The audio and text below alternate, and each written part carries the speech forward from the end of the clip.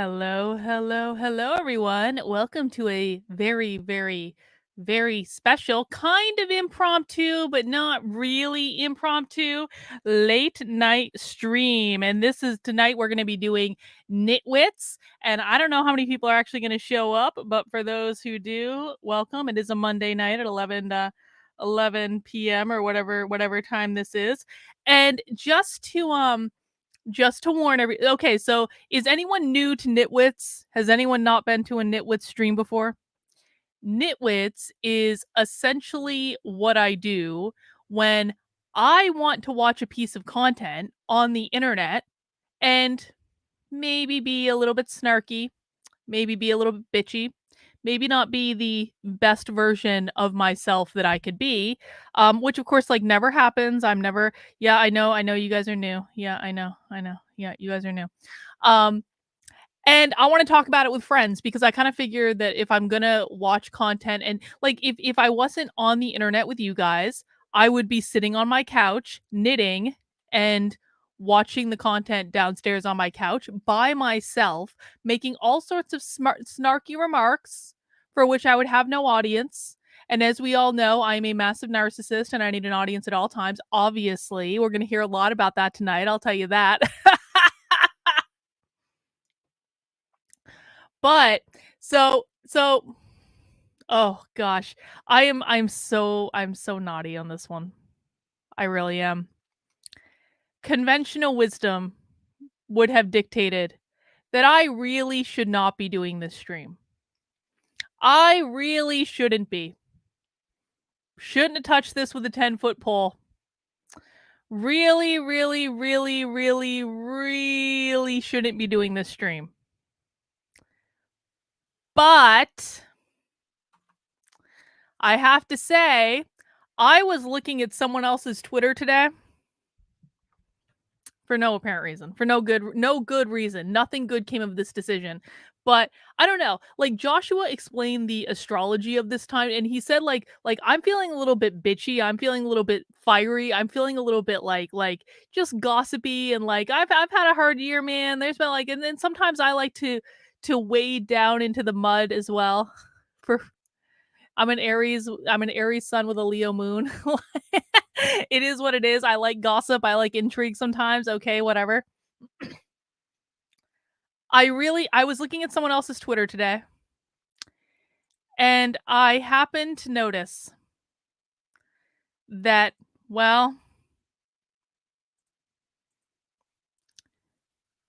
my old nemesis, the woman who staged a 2+ year smear campaign about me because she was so bent out of shape that I got a bigger platform than she did because she was trying to bill herself as a former SJW in 2020. And then there I was, completely by fucking accident, not even trying, getting shot into the public sphere of the culture war. And then for almost like an entire year, being like the Democrat who left the left for the entirety of 2020. And I think that my old nemesis Keri Smith was probably really effing jealous when that happened because she was trying so hard to like become an influencer and become the former SJW that was now going to save the left from social justice, her allegedly former ideology. And Keri was actually one of the people who woke me up. And I credited her, like she was one of the people who helped red pill me. So I was like actually serious about that. But then Keri, in her jealousy, started to convince herself that because I had this platform that she didn't have, because I was on all these shows that she wanted to be the one that went on the shows, because I had like all this notoriety, which was so ridiculous because like this small little niche thing that like, whatever. Keri convinced herself that I was a massive cluster B malignant narcissist. Started spreading the smear campaign about me around the internet. And I had spoken to Keri maybe 3 or 4 times in my life at this point, and not even like for that long. started this massive smear campaign against me, was DMing people all the time, was trying to was posting these like really long threads on Twitter about how I was a lying liar and my story never happened, even though I documented it all on the internet. Like I have the receipts for all of it. But she posted all these threads calling me a massive liar, and my story never happened, and I was just a grifter, and I was just an SJW, and I'm a horrible person. And Tim Pool called me, and Keri was the one who basically got like she spread her bullshit all over the internet. And I wasn't aware of it going on at the time. I would hear stuff here and there, but it was a good year into Keri's smear campaign before I even realized what was going on. And then I started calling her out publicly for the bullshit, and then it got really bad. Now, some of you might be interested or might like if you want more information about what Keri did. I'm not going to go into all the nitty-gritty details on this, but I do have a Substack. It's called survivingkerismith.substack.com, because the smear campaign got so bad and so ridiculous, and I kept having to explain it to people over and over and over and over. Like every time I would get these messages from people saying, "Carlin, I'm hearing all this crazy stuff about you," and I'd be like, "That's a smear campaign. Here's what's going on." And I would just have to explain it like over and over and over and over and over again. So eventually I was like, you know what I'm going to do? I'm going to write a book. I'm going to write an entire book with chapters and a storyline showing all the receipts of everything this bitch has done to me. And then people can judge for themselves. And the best one was chapter 5, where Keri literally wrote an essay about how I was her abusive mother.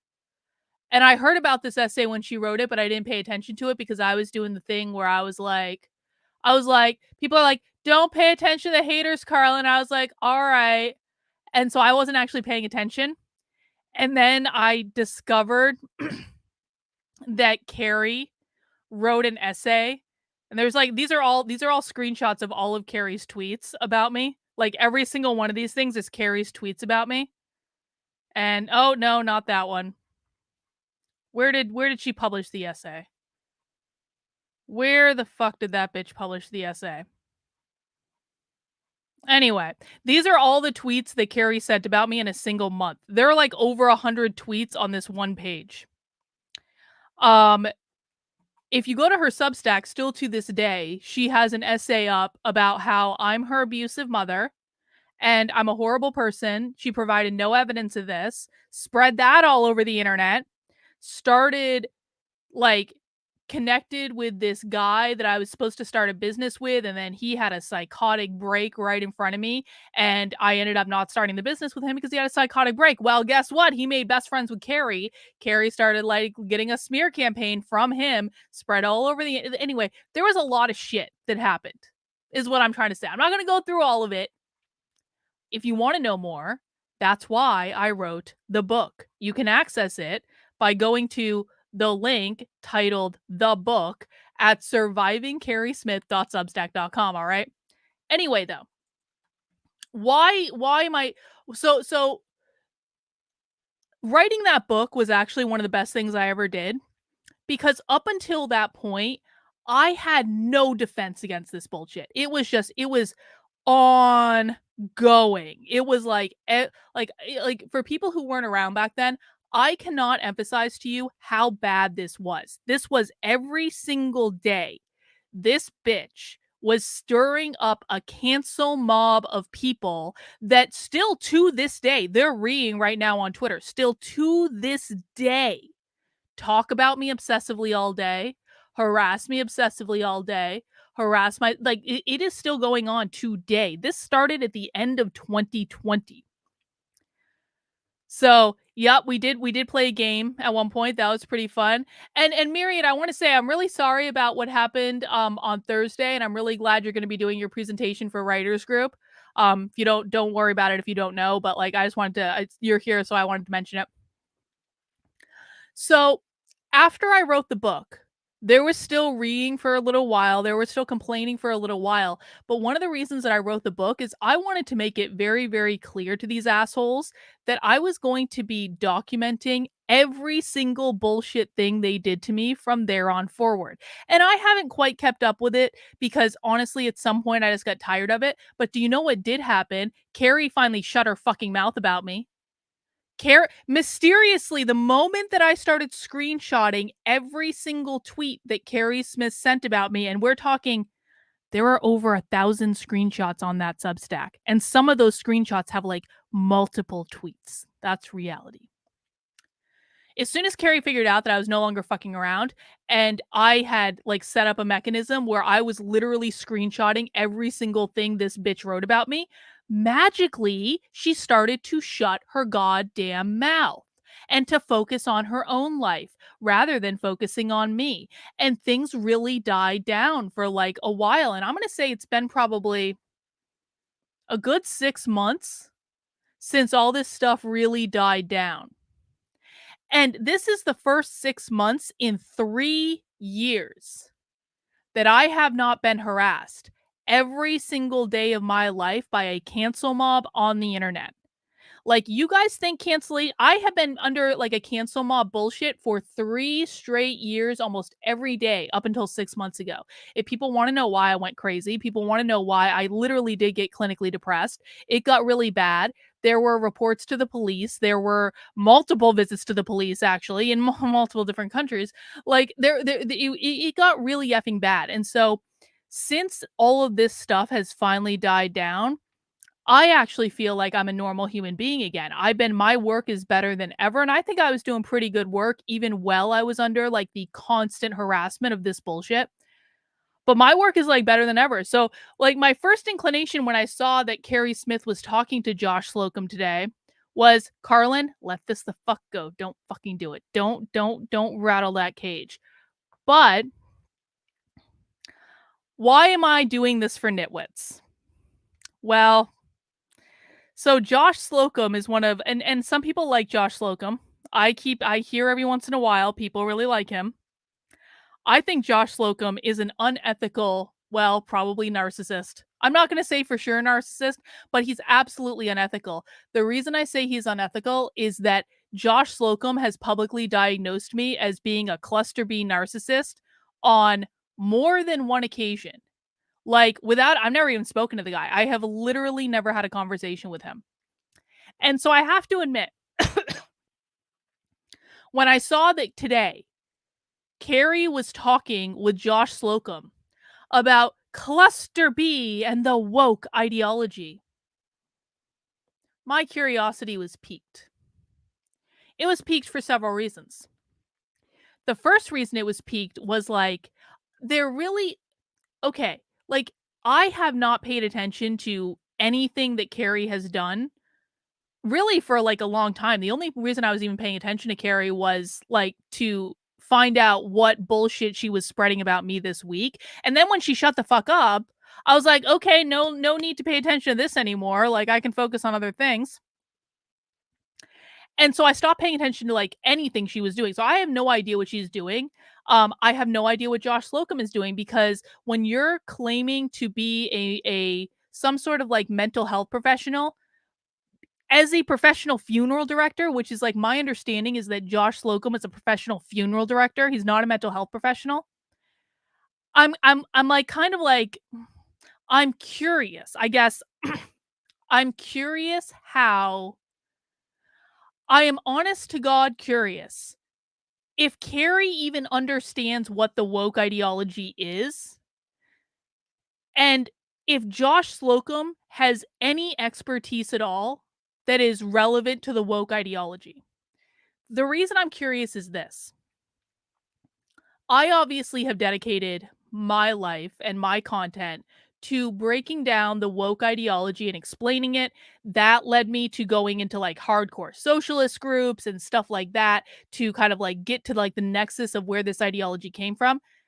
Since I woke up and red pilled, between when I woke up and red pilled in late 2019, about 4 years ago now, and today, My knowledge about the woke ideology is just like skyrocketed.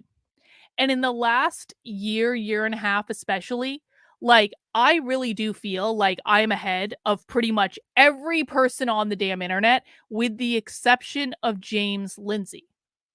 Maybe a couple other people too, but I feel pretty confident I'm not that ahead of James Lindsay. I am curious because oh, Murphy's Pool. I'm sorry you had to deal with all that shit. We all wish we could have made them stop. I appreciate that, Murphy's Pool. I know a lot of people tried to make them stop. I know. You know what? I came out stronger for it. And I'm going to talk about that in a second. But I am honest to God curious because Keri bills herself as the former SJW. I don't think Keri's a former SJW. I think she's a current SJW that changed her target. But she says, I'm the former SJW. I know the woke ideology better than anyone. I'm going to teach people about the woke ideology. Okay, fine. I'm honestly curious about how much Keri even knows, given my current level of expertise, because I watched Keri's content when I didn't know anything, when I was like a total beginner. I'm curious to see if she has expanded her knowledge and her talking points at all, or if she's really just trying to grift on this whole thing and doesn't care about it. I know which way it's probably going to go, but I'm open-minded. If Keri has done her homework, I'll give her credit for it. I don't think she has, but if she has, I'll give her credit for it. I'm honestly curious to see what Josh Slocum is going to say too, because I've never really listened to this guy's content. Like, I have no idea.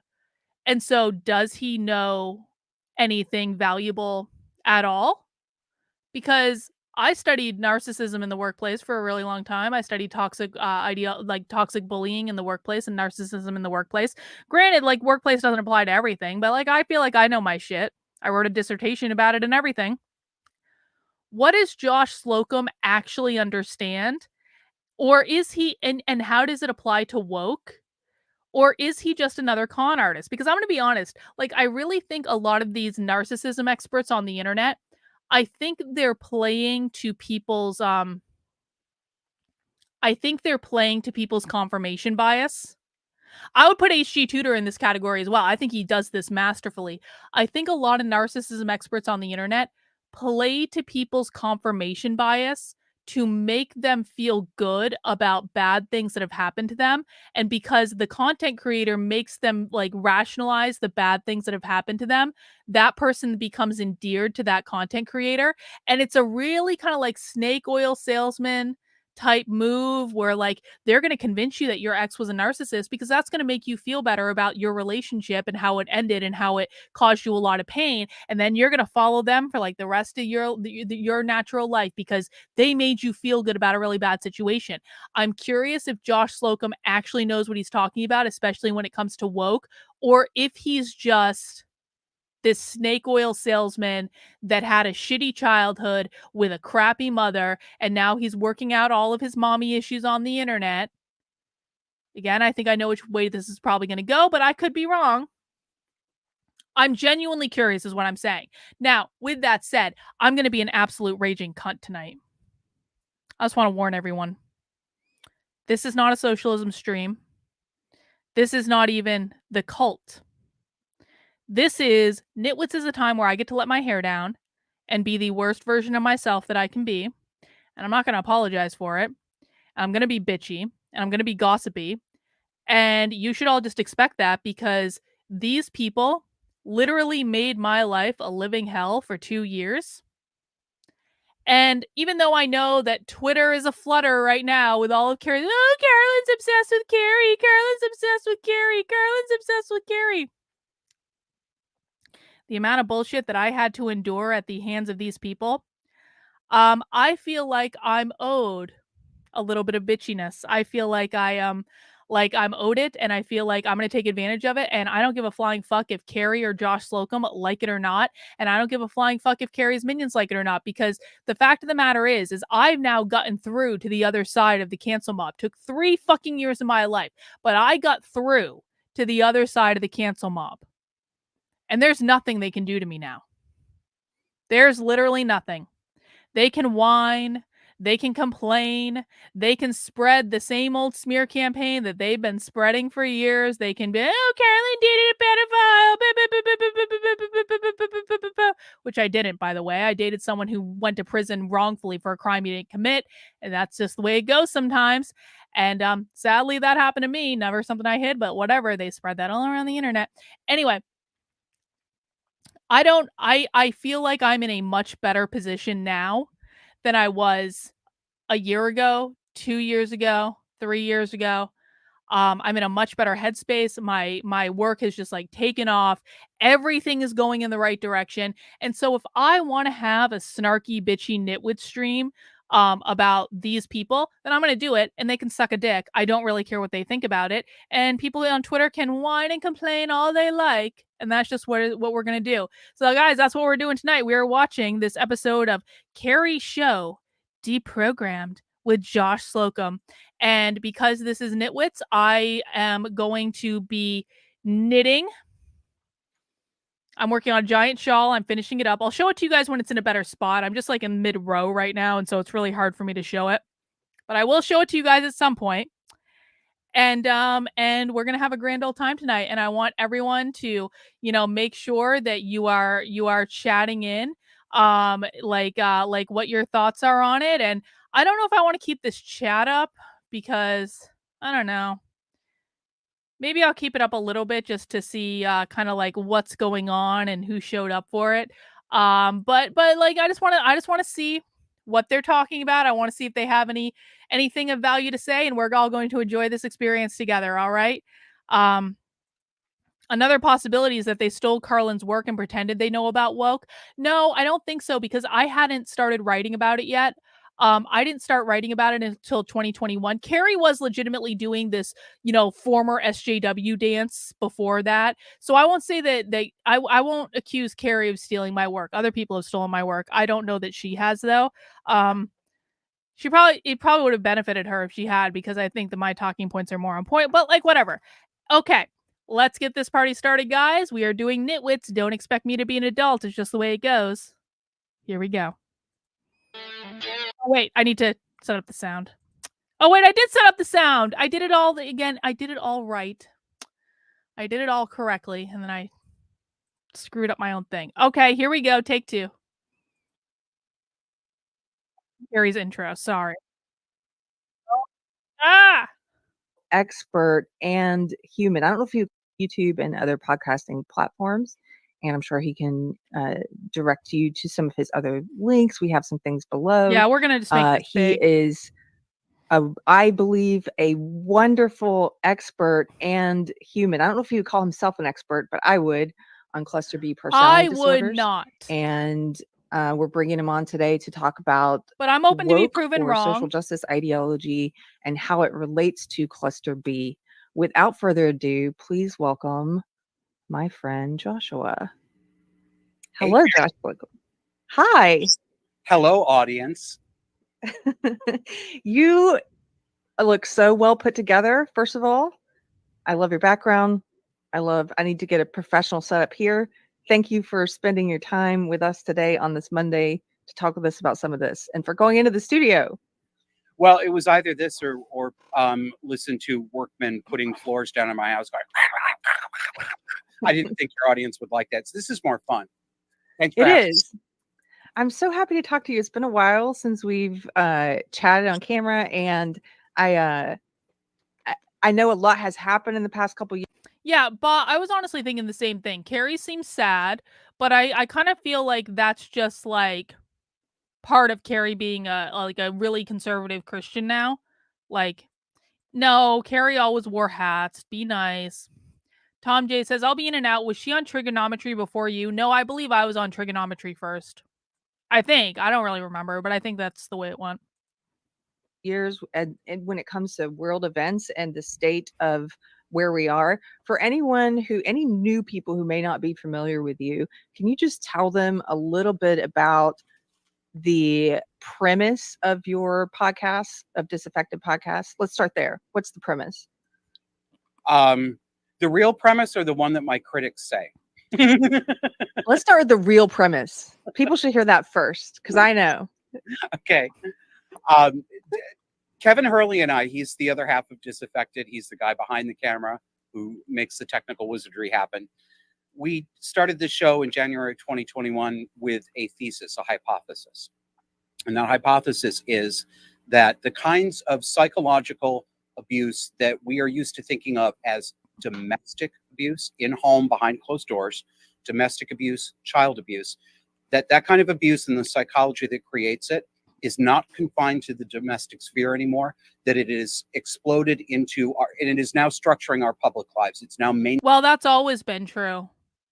That's not a new thing. That's like literally always been true, probably since at least the 60s. Mainstream and normalized. In a word, we believe that all of us in America, and I would say more generally in the West, we are in an abusive relationship with our society, our government, and our media. Now, this is a hypothesis that, as you know, I agree with. We've talked about this before.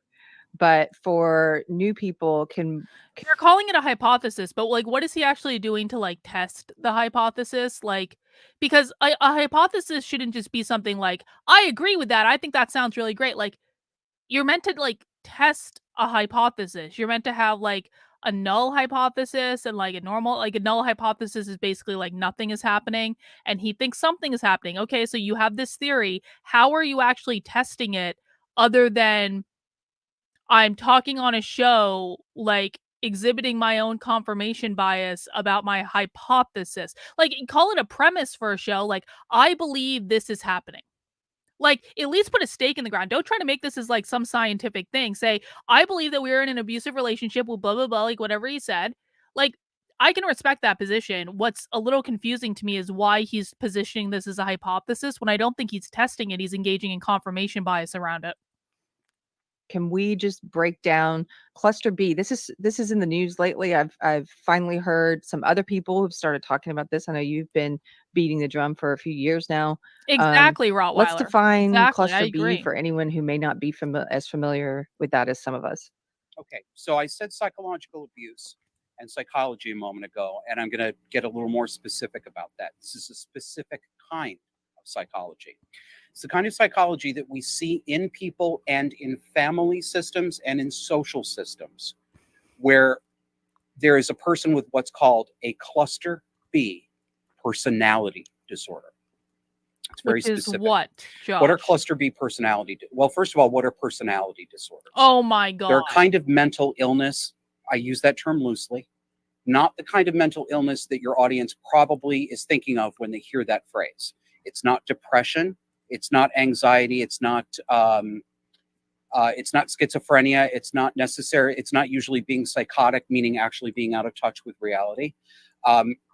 I like to refer back to an older term, which has fallen out of fashion. I think it needs to come back in fashion. I agree, John. They used to be called character disorders. Yes, you were the first person who ever told me this. I was fascinated by that. Instead of personality disorders, character disorders. There's a reason they're not called character I learned disorders about anymore. That from Christian writer and psychologist George K. Simon. If anybody is interested in further reading on this. How easy is it to diagnose someone with a character disorder when they just have a difference of opinion than you? You really want to bring back the diagnosis of character disorders? Like, you think you're not going to be publicly diagnosed by some asshole on the internet as having a character disorder, Josh, for having a difference of opinion? That just seems like a bad idea. Again, what's your demarcation? I don't know what that word is. The criteria. Sure, personality disorders are I know I probably should know what that word is, but it's late at night. How the fuck do you connect the dots? I agree. Is Keri using Josh for internet therapy? I think they're both using each other for internet therapy is what's going on, but I could be proven wrong. We'll see. His books, character disturbance. Like, the idea of a character disorder, I just find it to be like, I'm actually really perturbed by this term because it's like you're saying that there's only one right type of character to have, and if you don't have that character, you have a disorder. Like, again, that just seems to me to be that seems to be like are you saying that, like, I mean, it's just, I don't like, do people understand what I'm saying? It's like, what type of character are we allowed to have, Josh? What type of character are we not allowed to have? Like, I know that Josh is probably going to make some public declaration about me being a cluster B narcissist, but like, why is he going to make that declaration? Because I'm saying words he doesn't like on the internet, so I'm not allowed to be a person that says words that Josh Slocum doesn't like on the internet. Otherwise, I have a character disorder. Or I'm a cluster B narcissist or whatever the fuck. Yeah, in the good old days, being a witch was a character disorder. Anyone can be labeled as having a character disorder. And Wolves in Sheep's Clothing are essential reading to understand the cluster B mind. So cluster B personality disorders, there's clusters A, B, and C. I'm concerned only with A right now. Or excuse me, only with B. They're called the erratic and dramatic personality disorders. And personality disorders are very deeply rooted, long-standing, very inflexible, hard or impossible to treat, depending on the situation, patterns of emotion inside, patterns of interacting with other people, the way you process information, and the way that you interact with other people. They you know, one of the reasons people don't like this, why some people get very reactive when they hear this, is because it is personal. Yes, personality disorder. It does mean that thing that we don't want it to mean. It means there's something very deeply. No, Josh, I think the bigger problem you have is that you diagnose people on the internet without ever speaking to them. It's a bit unethical, bro. It really is. Wrong with how you function as a person. Yes. Not impersonal, it's personal. Allegedly there are 4 personality disorders in cluster B. They're good archetypal sets of behavior to look at and compare and contrast. My view is that probably the majority of people who really do have a cluster B personality disorder don't fit neatly into one of 4 discrete categories. Most people have a helping. They might major in borderline personality disorder, but minor in narcissistic personality. Yes, that's a great way of putting it. That makes so much sense to describe it that way, because as you and I have talked in previous conversations a while back, even in like one of the books I read that really helped change my life and help me understand a childhood relationship a lot better was Understanding the Borderline Mother.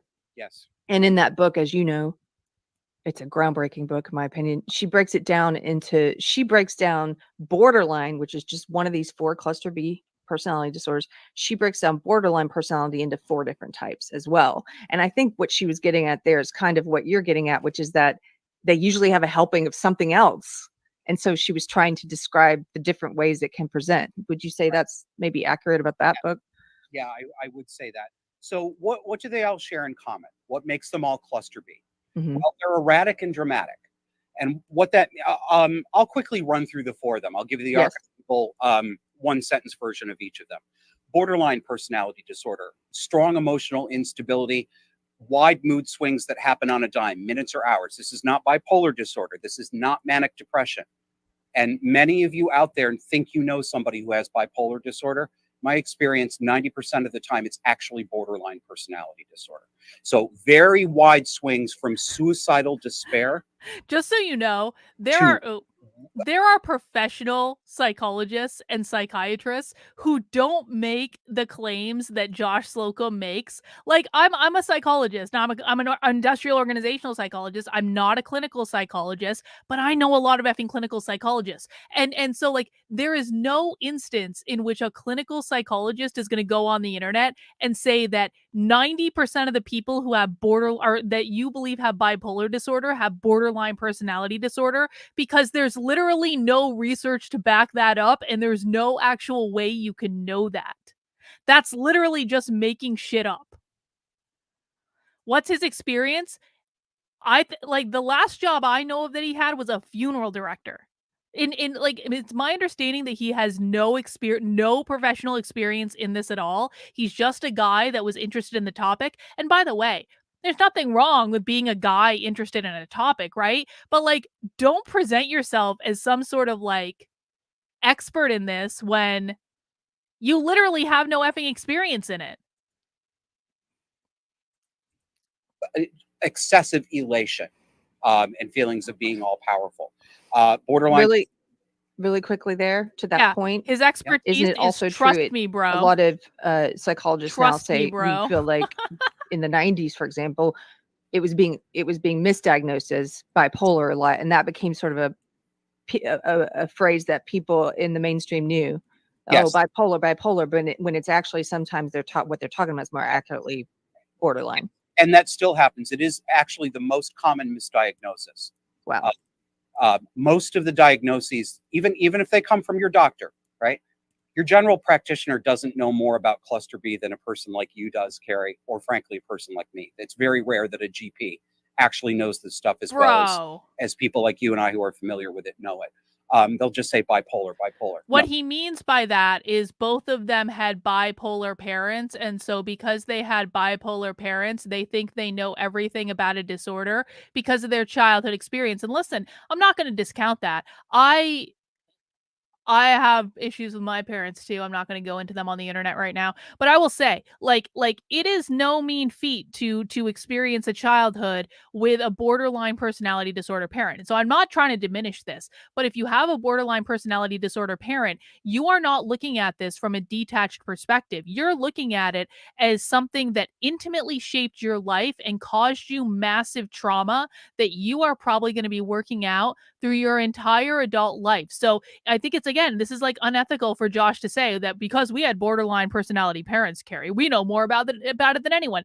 No, you don't, bro. You know, you have a very specific perspective of what happened to you, and that perspective was probably really bad, and I want to acknowledge that. But to say that you know more, no, you don't, because you're not detached from the situation. You can't see what you can't see, and when you are too, this is why psychologists can't treat themselves. Like, a lot of psychologists go to shrinks, right? Or they have coaches or like whatever, because you can't treat yourself. You're too close to the situation. Same thing here. Yes, and they're much more likely to project their bullshit onto others because it's baggage that they're going to carry around until they deal with it, and I hope they deal with it. I actually really do. Maybe Keri would be able to remove the giant stick from her ass if she dealt with her mommy issues. I don't know. But like, let's not pretend they're the experts because they had parents that were bad parents. No, most of the time it's borderline. And I think that's the same when people say, "Oh my God, he's so bipolar." What they really mean, if they understood, no, he's borderline. He's got Right. borderline. And borderline. The name means a person who straddles the line between neurosis and psychosis. Neurosis is negative emotionality, depression, anxiety, rumination, other things like that. Psychosis means specifically, no value judgment here, just a definition. Psychosis means actually detached from objective reality. It might mean hearing voices. It might not mean that. It might mean paranoid fantasizing that has no basis in reality. Borderlines straddle that line and go back and forth. Narcissistic personality disorder is pretty self-explanatory. Somebody who is so excessively self-regarding, it's not actually that self-explanatory. it actually forms a syndrome. They're intolerable. They're very difficult to be That's around. not They're the definition of exploitative and narcissistic manipulative. personality But disorder, again, Josh. I think all of the cluster Bs, all of them, even though Josh was basically just like, narcissistic personality disorder is when bad people do bad things. Okay, that's not the definition of narcissistic personality disorder, bro. Come on, you're going to position yourself as the expert. At least give us something to work with other than bad people are bad, okay, and they do bad things. only one has the name narcissistic personality disorder, they all have a really high dose of narcissism. Yes. All of them.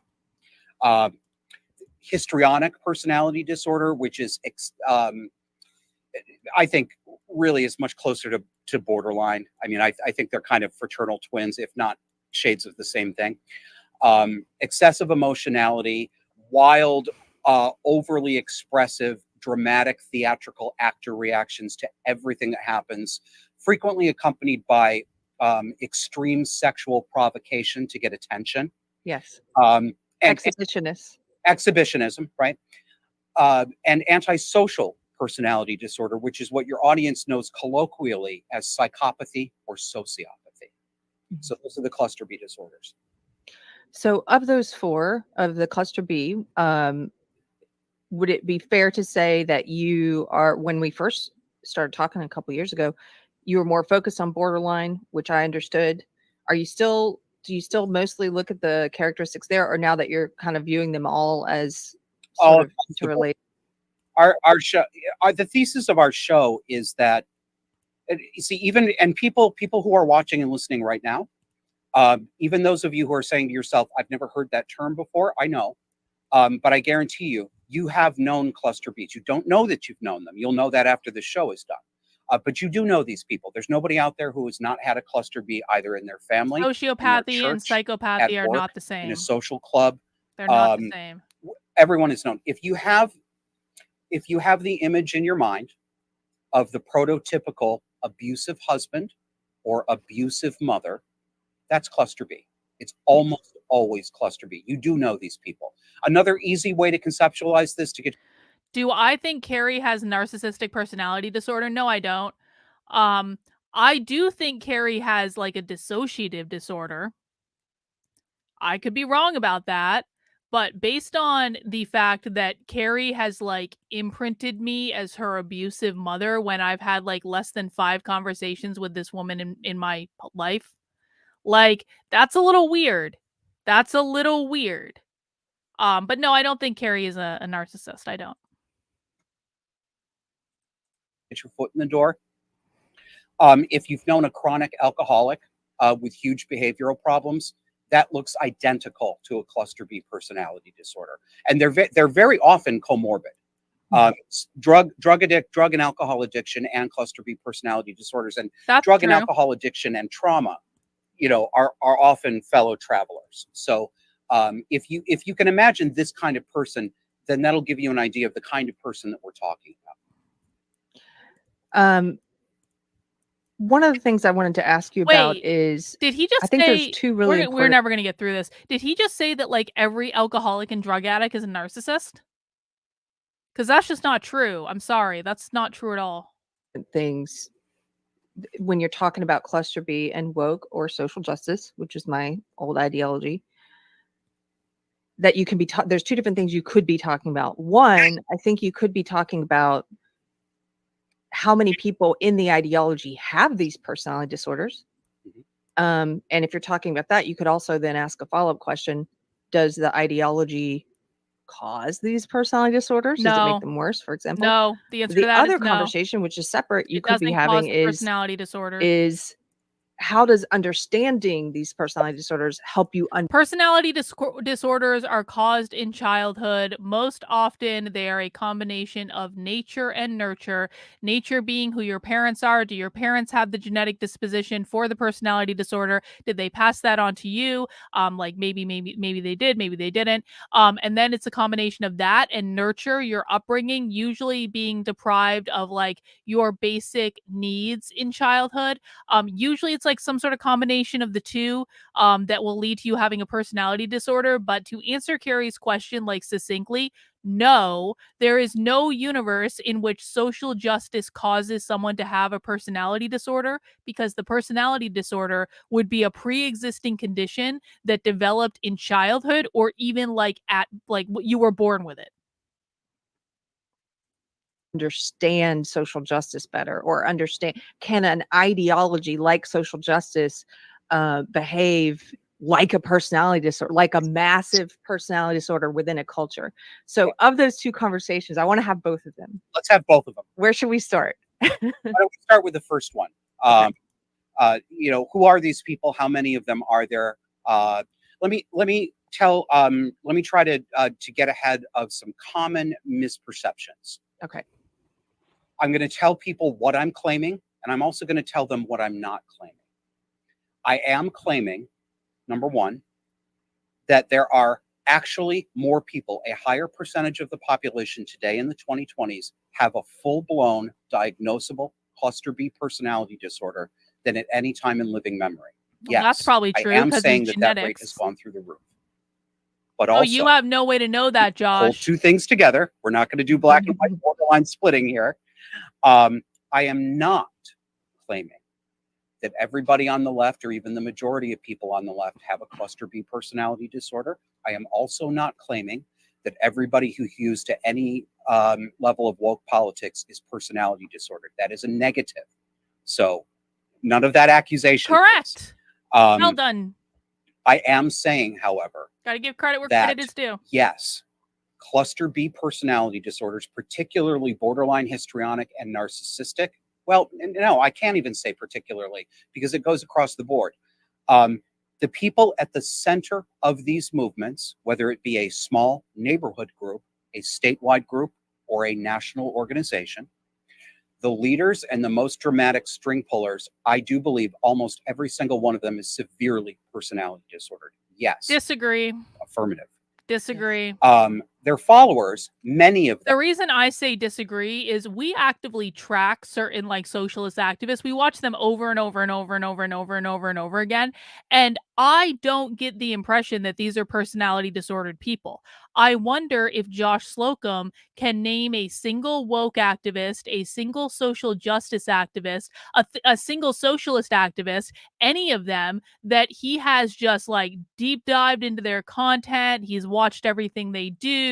He like follows them around the internet. He does like we actually do this. We will follow certain activists around the internet and basically watch and listen to everything they do. A, because they're usually saying something that's interesting, but also B, it's like it's the best way to kind of like figure out this ideology. I'm going to bet that Josh Slocum hasn't done that. So I disagree with his assessment that every single leader of every single one of these organizations is a personality disorder person. And that's because I don't see evidence of that. I don't. Now, I do see within kind of like the boots on the ground activists, we're talking like, 1 to 2 levels below the actual leaders and the actual like hardcore like rock star activists, like 1 to 2 like if you're talking about just like a person going to a protest or getting sucked into this or doing like this and that, but they're not really a high level activist. I would say that there is probably a lot of personality disordered people within those ranks. But what I'm betting is happening is Josh Slocum is confusing the kind of like lower level pawns, like the infantry, if you will, with the generals. And the infantry and the generals are not the same. So while you can take issue with a lot of people that are like the rock star socialist far left activists, like, and there are many issues to take. I'm not letting them off the hook. I do not believe we have evidence that there is a significant amount of personality disorder because the reason I say that is they are so strategic, they are cohesive. I've been in their meetings. I've attended their in-person meetings undercover. I know how they behave with each other. It's not crazy. People think it is because they see like libs of TikTok and protest videos and stuff like that. They don't behave crazy. That is for show. That is them going to like their version of a Trump rally. It's a show. And so like they don't do that in normal life though. And so I guess I just disagree with his assessment, and I think he's probably making it because he's confusing the infantry activists, the regular kind of like people, with the high level activists that are actually driving the ideology. Yeah, the useful idiots most of the time operate under the assumption that they are genuinely doing good without knowing the darker side of movement. That's exactly right. That's exactly right. I mean, I think we can agree there are a lot of personality disorders in Antifa, but the thing of it is Antifa, there's a lot of like just boots. There like aren't a lot of like rock star, like high level activists in Antifa. It's like the Antifa groups that you like see in videos, they're lower level. It's like it's like the infantry. But there are, I would agree that in Antifa especially, like you get into Antifa, you get into like queer Marxism, there's going to be personality disorders in there. For sure. A much higher proportion of their followers than the background population are also personality disordered. Yes. But no, not the majority. Mm-hmm. But it happens to be that the woke left right now, which has become the mainstream left. I mean, let's be honest about this. This isn't the fringe anymore. It's the mainstream. It has so much effect on the mainstream. Well, actually, maybe to a certain extent, I agree with that. Is particularly attractive to this, and I like to think in terms of cluster B systems, not necessarily just that one person has a disorder and he is the cause of all of our problems. That's not how it works. Take families, for example. We'll use the analogy that we use on the show. Say you have a family that is headed by a father with narcissistic personality disorder. He's violent, he's self-aggrandizing, he lies to make himself look better at the expense of his wife and children. Let's say that his wife doesn't have a personality disorder, his children certainly can't be diagnosed with personality disorders, yet all of them are operating under cluster B rules. They're all playing a part in the stage play that the cluster They probably shouldn't be, that but is they can be. characterized as cluster B. Some of those children, maybe the wife too, will be enablers. They will excuse his tantrums. They'll excuse his violence to themselves. They'll lie to themselves to excuse it. They'll lie to the outside world. They may persecute. They may even abuse their siblings, right? You know, why are you making dad do this to us? Why are you making him hit us, right? That's one way that people react to this. Everybody in the orbit of a cluster B who's influential is playing a cluster B part. And the traits that make up these personality disorders, emotional dysregulation, feelings of abandonment, all of these things, they are human traits. They're not personality disorder traits. Well, William, they chant in unison because when they speak, they're collectivists. Remember, these people are collectivists. They chant in unison because together all their voices are louder than if they didn't chant in union or unison. Josh sounds like a guy who reads or listens to podcasts and suddenly think he's an expert, but he hasn't read the actual studies or primary documents. He is giving that impression to me as well. I agree, Gloria. Almost all of them are feelings or actions that every single human has or will feel or enact at some point in their lives. The difference is that for these people, it's chronic, it's at level 11, and it's long-term. It's a long-term pattern across the different domains in their lives. It's not something they come in and out of. This is who they are. That's the difference between disorder and traits. That's one of the differences. I want to give an example here of that came to mind as you're talking about this and systems and how everyone who maintains a relationship with of any kind with a personality disordered person is playing a role. I had to think about that for a second, and I think you're right. And sometimes that role, here's an example, if and maybe somebody listening, this will resonate with you. If there's someone in your family or your life who it is constantly being said about that person, oh, we don't want to make them mad. Oh, we don't want to make that person mad about things that should not make an ordinary person mad, where you're effectively walking on eggshells is the expression. Always, everything in that system, if it's a family system or work system, maybe you've got someone like this in your workplace or social circle or what have you, if everyone is constantly in the back of their mind, part of the normal processes that their brain does during the day has to include that person's unstable emotions and taking care of those unstable emotions and preemptively figuring them out. Would that be what you would describe as like you're playing a part? Yeah, well, because you have to find some way to react to that. Mm-hmm. If you know, if you're going to remain around these people, or if you can't escape them, you have to figure out how you're going to deal with them. And walking on eggshells is probably the most common and reliable signal that you're dealing. Yeah, that could just be someone who doesn't know how to manage their anger. Just because a person doesn't know how to manage their anger, which can happen as a result of an abusive childhood, P.S., like, it doesn't mean they have a personality disorder. Now, they may have a personality disorder. They may not too. This is why I say that, like, narcissism commentators on the internet are playing into people's confirmation bias, because it's like, did he always get angry? Did you have to walk on eggshells? And you go, yes, he did. Well, then you're dealing with a narcissist. And it's like, well, maybe that's true, but just because someone has said or done something that you don't like, or just because someone has a pattern of behavior that you don't like, does not mean they have a personality disorder. Now, you can cherry pick anything and say, did they do this? It's like, okay, well, I mean, yeah, they did that, but does that mean they have the personality disorder? No, it doesn't necessarily mean that. There have got to be a lot of combinations of things that go together. It's not just one or two things. But people like this are like, did he make you? Did you have to walk on eggshells? Yes, I did. Oh, your father was definitely a narcissist then. It's like, bro, you're just playing into people's confirmation bias. They want to hear that the horrible relationship that they had with their father was a result of a personality disorder. It starts to they start to explain things, and it's like, oh my god, now I understand why my childhood sucked. And it can give people a lot of comfort and peace if you do this. And I understand, I mean, maybe it doesn't matter if they're being lied to just to lift up someone's ego on the internet. Maybe it doesn't even matter. If it gives you comfort and peace and you feel better about the situation, then maybe that's better.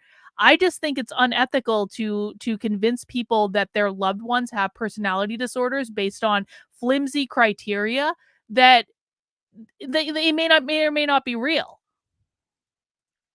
Dealing with somebody who's either personality disordered or is in emotional extremis, and there's a connection here.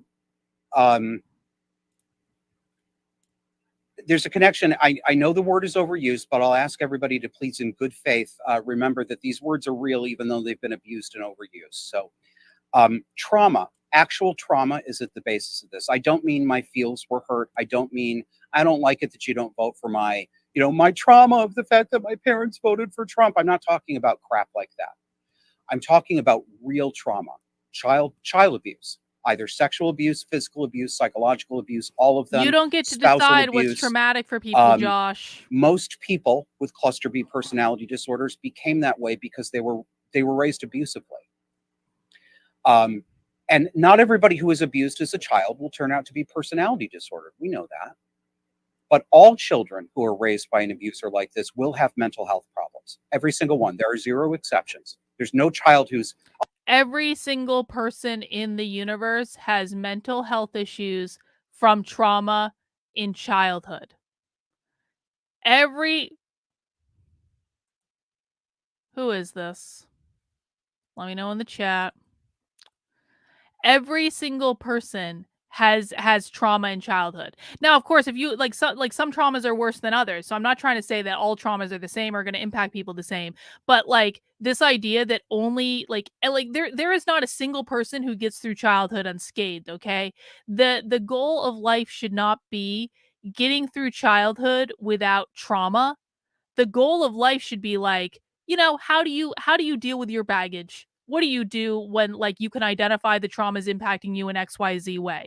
You're either going to get rid of it or it's going to keep manifesting throughout your life. But don't think any single person escapes childhood unscathed, because they don't. And that's part of the point. Oh, they're just resilient. Nothing. No, they're resilient. Kids are resilient. No, they're not actually. They're not. All of them will end up with something like what we call complicated post-traumatic stress disorder, which is the kind you get from long-term abuse rather than being in one very extreme situation like the towers going down on 9/11. That's classic PTSD.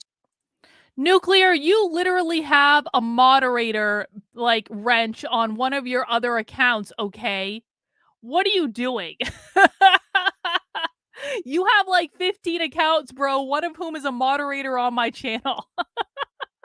PTSD, shell shock, right? Battle fatigue. That's classic PTSD. The kind I'm talking about, complicated post-traumatic stress disorder, is the syndrome that is left over psychologically for children who grow up in houses headed by cluster Bs, where I think the way they describe it in the literature is long-term abuse, neglect, things like gaslighting, parents who lie to you, over a long period of time with no reasonable hope of escape. And that describes a child's experience, right?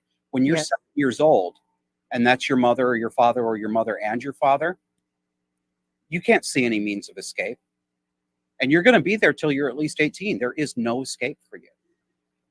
So trauma, actual psychological trauma, the real kind, is at the root of these problems. He's not wrong, but it's also genetic word for a lot of them too. That I believe is misused, overused in today's world. And when you said trauma, I was wondering what word you were about to say, and I thought you were about to say gaslighting. Yes, that's because gaslighting is another tactic. Can we talk about some of the you've explained the 4 different types of cluster B and how you think a lot of them are, you know, people who have a cluster B, they kind of move back and forth between these. Can we describe some of the behaviors so people might recognize some of the behaviors? Like, and before we do that, just really quickly, I did see a comment from, oh, ADL, thank you for the super chat for $1.99. Good to see you. He has a question for you. He says, what do you say to the claim the HD Tutor says? HD Tutor is someone I've interviewed. He's a self-proclaimed narcissist and psychopath. I hope Keri interviews him He again says sometime. all I'll stream borderlines his should be that shit. abandoned as a diagnosis, and all of these are different versions of narcissism. HG Tutor has a reason. There you are, Nuclear. Isn't that better? Isn't that better? Jeez. All right. HG Tutor says that because HG Tutor has a vested interest in convincing everyone that everything is about narcissism. And I love HG Tutor's work. I love it. I think it's great. Too much Meghan Markle shit. Way too much Meghan Markle shit. But like his core content about narcissism is solid. I do think that HG Tutor, though, does try to play to people's confirmation bias to convince them that their ex-boyfriends were narcissists, so then they then give him money to help like treat them or whatever. Now, I'm not suggesting he does that all the time. I think he definitely does work with people who are really dealing with narcissists, and God bless him for doing it, to be honest, because there's not a lot of people that are providing that type of insight. But I also think that he makes money from scorned women who like, is my ex-boyfriend a narcissist? And they fill out his narcissism detector, and then he confirms all their worst fear. Like, yes, you were with a narcissist. I do think he does that. You know what? I'm not mad at him. Like, don't hate the player, hate the game. He is a narcissistic psychopath. He's not gonna feel bad about conning people for money, okay? But I do actually think his information is really valuable. I just think he also has a vested interest in people believing that they are always and perpetually dealing with narcissists. When I disagree with his assessment, I think borderline personality disorder is a different thing. And I've actually listened to that video, so I know exactly which one he's talking about. But there can also be overlap. People can be both. He's a narcissist and a psychopath. You can be both. Well, first, hey, ADL 1992. He watches our show too, so nice to see you. Thank you for the question. That's a long. It's a good conversation. It's a conversation I'd like to have, but I think it's going to get beyond what we can do. It's a question of definition. He doesn't have an answer. Right. This is a definition. He doesn't know. So what do I think about the idea that the diagnosis of borderline should go away? It should all be a version of narcissism. I'm not sure. I mean, I do believe that there are some features and some behaviors and some motivations that can accurately be said to be specific to the borderline syndrome. Fear of abandonment. I agree with Josh. That's the root of a borderline personality disorder. The root of it is fear of abandonment by basically your parents, right? Because you experienced a childhood where even if they didn't run away and leave you alone in the woods, they did abandon you. They abandoned care for you. They abandoned safety. They abandoned their responsibility to you. They treated you like an object. Most borderlines also have a very unstable sense of self and identity. They flit from hair color to hair color, from religion to religion, from political group to political group. They change themselves up all the time because they don't have a strong sense of who they are. That's a broken and missing. You want to encourage people not to switch political parties. Tell them they can't switch from political group to political group. Great plan, guys. Great plan to turn people away from the left. Brilliant.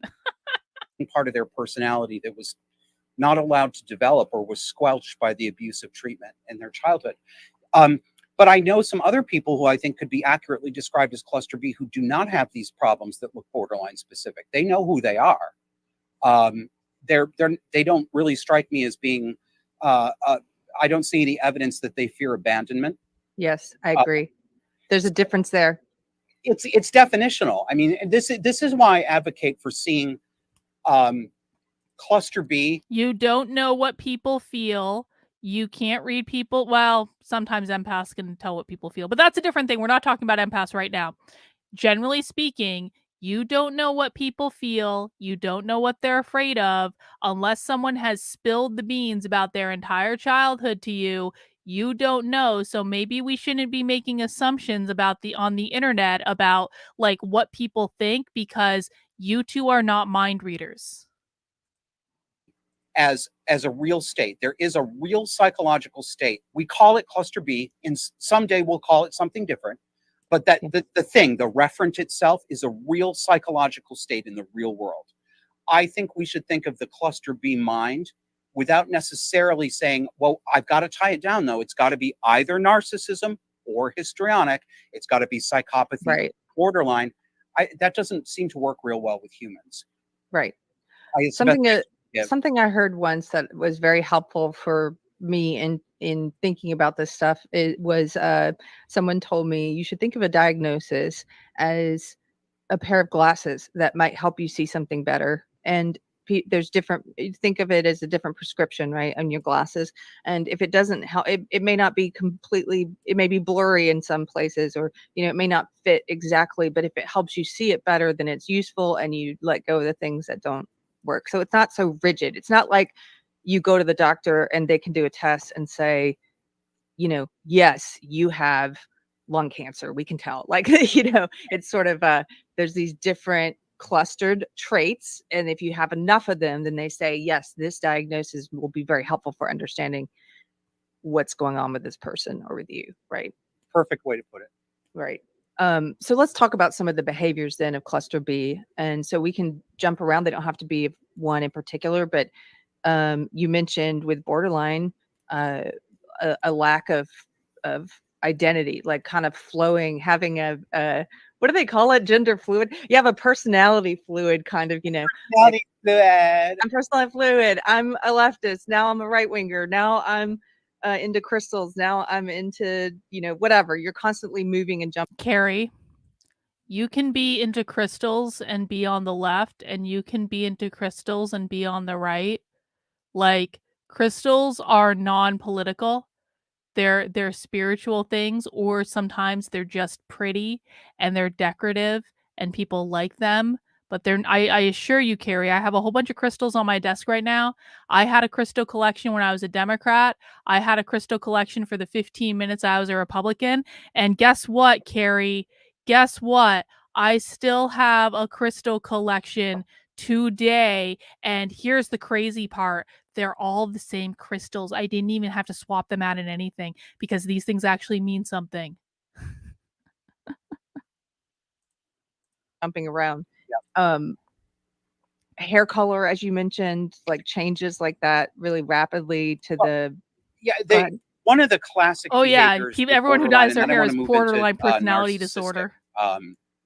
One of the classic tells that you're in a relationship with a borderline is if you can say of that person, I'm saying her, it could be his too. The fact is that about 75% of the BPD diagnoses do go to women.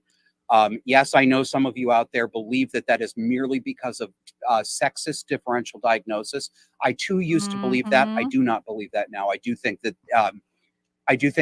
frankly, most borderline diagnoses are women, and I think that's accurate, even though it isn't perfect.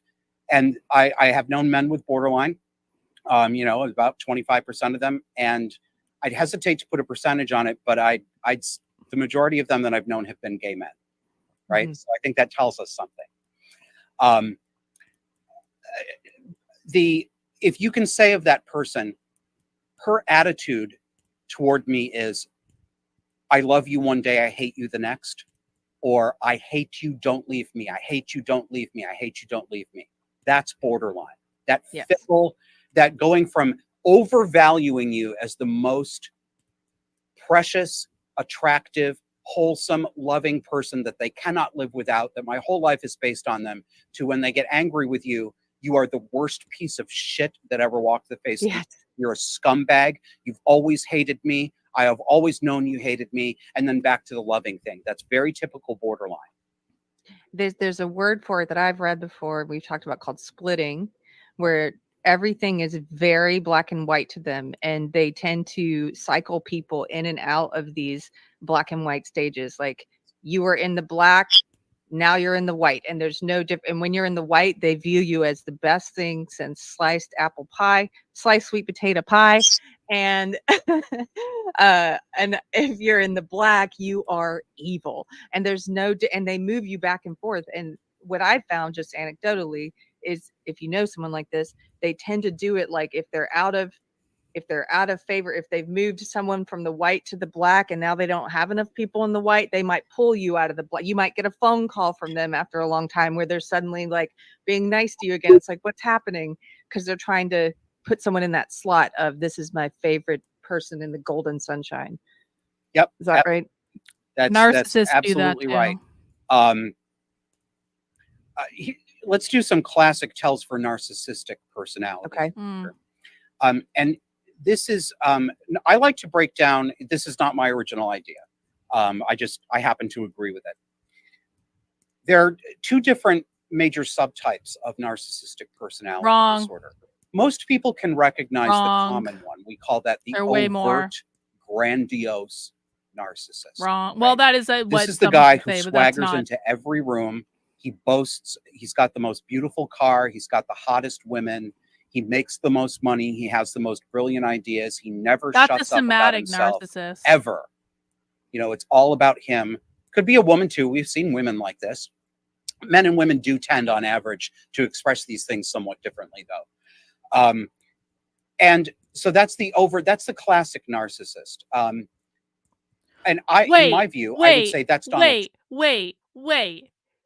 Your description of a narcissist is someone that bursts into the room and makes it all about them and doesn't shut up about. That's your definition of a narcissist, Josh?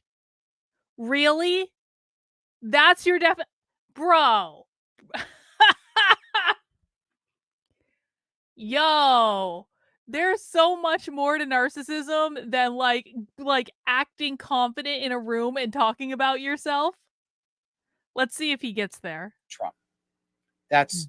He's a classic, overt, grandiose narcissist. I don't actually disagree with that, but that doesn't mean that's the only thing they do. Then there is a type called the covert narcissist, sometimes also called the vulnerable or fragile narcissist.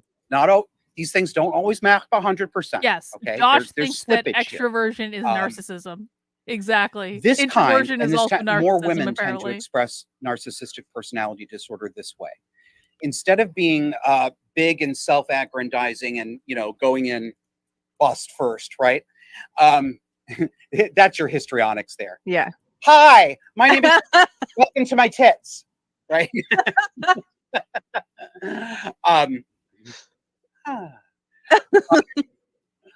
The covert or vulnerable or fragile narcissist tends to present as a victim.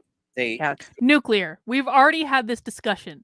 It is a pain in the ass to go in and unban someone once I ban them. You have another account. You're a moderator, bro. You're a moderator. I think you made out okay in that banning, all right?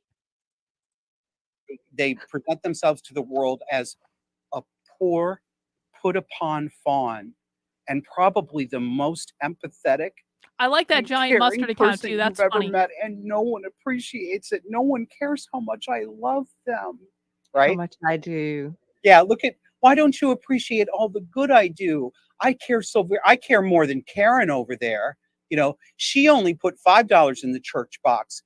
I actually went without 2 Netflix subscriptions this month just so that I could give to people who needed more than me. That's now, and I know that some people are saying, Slocum, what's covert about that? Right? But you would be amazed at how effective this is. I'm sorry. They do not see through this. It's very effective, so much so that I've read that psychologists and therapists a lot of times will end up also buying this person's story that they are the victim of the world. It's always somebody else. Even though they've had fallings out with everyone in their life, supposedly it's always the. See, you know why I don't trust this? Because this is what these two morons tried to say about me. They're like, everyone hates Carlin. Carlin has had fallings out with everyone. Carlin has no friends. Carlin. Well, no, Keri, that's not actually true. I mean, I'm sorry to like burst your bubble, but just because I'm not friends with you assholes doesn't mean like. So this is what I'm saying is like I don't. These are not good definitions. Number one, these are horrible definitions. If Josh Josh has had a show on the internet for like what 3 years now, and this is the best definition he can put together for narcissism. Like you can watch HG Tudor's content for like a week and a half and like already know more about narcissism than like what Josh Slocum apparently knows based on these definitions. But again, like I don't agree with this. It's like and it's mostly because these people have cherry picked things like I don't want to be friends with you, therefore I've burned all the bridges in my life, which isn't even the truth. I've been married for 12 effing years. But like I just don't agree with their assessment of it. The other person's fault. They are the aggrieved, put upon victim of the world. And sometimes the psychologist will end up treating them for, like depression or things where, depression. They're not depressed, but they do. They're cry bullies, but they play this. They're very good at manipulating other people to go out and attack because they feel like they're defending this poor aggrieved person, right? Yeah. Like, this, and so this covert narcissist that I'm acting out and sort of making fun of. This is your typical woke woman leader. Yes, that's who she is. Yes, but another No. Barack Obama is Wrong. a covert narcissist. He doesn't present in the this is my opinion, of course. yeah. He doesn't present in the overtly grandiose you, way John. that Trump does. And I think part of the Don't you distinction, dare. Trump is and by the way, I'll tell you, because everybody out there is going to ask this question. And if I don't answer it, they're going to make up a narrative about who I am and why I say the things I'm saying. So I'll do that for you. You don't have to make the story up. That doesn't sound yes, grandiose I think at all, that Josh. that Trump is a personality disordered narcissist. I think he's far less dangerous than Barack Obama. I'm not happy with cluster Bs at all, but I think in our day and age, anybody who's going to get to the level of power necessary to have a serious run at the presidency is almost certain to be a narcissist. Well, in general, I would say I agree with you. I think I've in the past year or so, I've come to the opinion that like you, almost all probably people who in today's day and age attain that level of power or want to even go after it have some type of personality disorder that puts them on that path. Because a normal person, I think, is sort of like you look at that and you're like, I don't want all that craziness in my life, no matter how important the cause is. I don't think I can do that. Or, but look at someone like Trudeau, I think, or Gavin Newsom. Yes. Oh, yes. Classic psychopaths, in my opinion, sociopaths, what have you. That's just my opinion. And it's attractive to them, and they don't feel, I think in some ways they're made for things like that because they don't feel the things that normal people feel, like shame, or if they get caught doing something wrong, they don't actually even care. It's just about like, how do I maneuver out of it, right? Like they don't feel the normal range of human emotions that would come from being put under the microscope and being attacked and being unfairly attacked sometimes, because they're in there to do the same thing. Like they're sharks swimming with sharks. Does that make, I'm kind of rambling, but yeah, no, it makes complete. Keri, you ran an online cancel mob against me for 2 fucking years. I'm just going to throw that out there for no apparent reason. Sense. I have let me ask you. So you've described some of the traits of. Oh yeah. Well, I mean, I think he thinks that I think that Josh Slocum, like most narcissism experts on the internet, thinks that everyone has a personality disorder because it benefits them to think that everyone has a personality disorder. I don't think Vivek has I think Vivek is extremely career focused. I'm not convinced it's because he's a narcissist. The two different types of narcissism. I will say also covert. It seems like there's sometimes they have a lot more resentment, like I deserve this and I haven't been given it, kind of thing. Can you describe just a little bit of Oh, I'm sorry. I thought I heard feminist. Sorry. Oh, that's a joke. Josh Slocum with the witty jokes on current affairs. That is happening a lot right now. It's among people who are criticizing woke, and we're about to get to woke and stuff. Well, finally. There does seem to be a lot, Yeah, like there is in any place exactly. of human If interaction. everyone has a personality lot disorder, of, does anyone? lately this sort of distracting arguments about credit and stuff, and yeah, the feminists. I've seen this as well. You've seen this happening, obviously. For years. Yeah. Okay, so can we talk about histrionic? What are some characteristics of histrionic and antisocial? And then I want to get into my second question. Well, histrionic is again pretty self-explanatory, and another common stumbling block for people. The root word, the Latin, no, it's not Latin, it's Greek. The root word is not hysterical. No, this is not a misogynist extrapolation from the word hysterical. The root is hystrios, which is like an actor. That's the definition. Oh, not hysterical. Hystrios, like an actor. So emotions are exaggerated. Every problem is the worst problem that ever happened, and everybody has to hear about it. Every positive thing that happened was the biggest triumph that needs to be celebrated and have its own party. And the histrionic, the person with histrionic personality disorder. And again, people should celebrate good things. We all have different levels of these traits, right? Some people have, like I have histrionic traits. That's obvious to anybody. I'm performative, right? I do a show.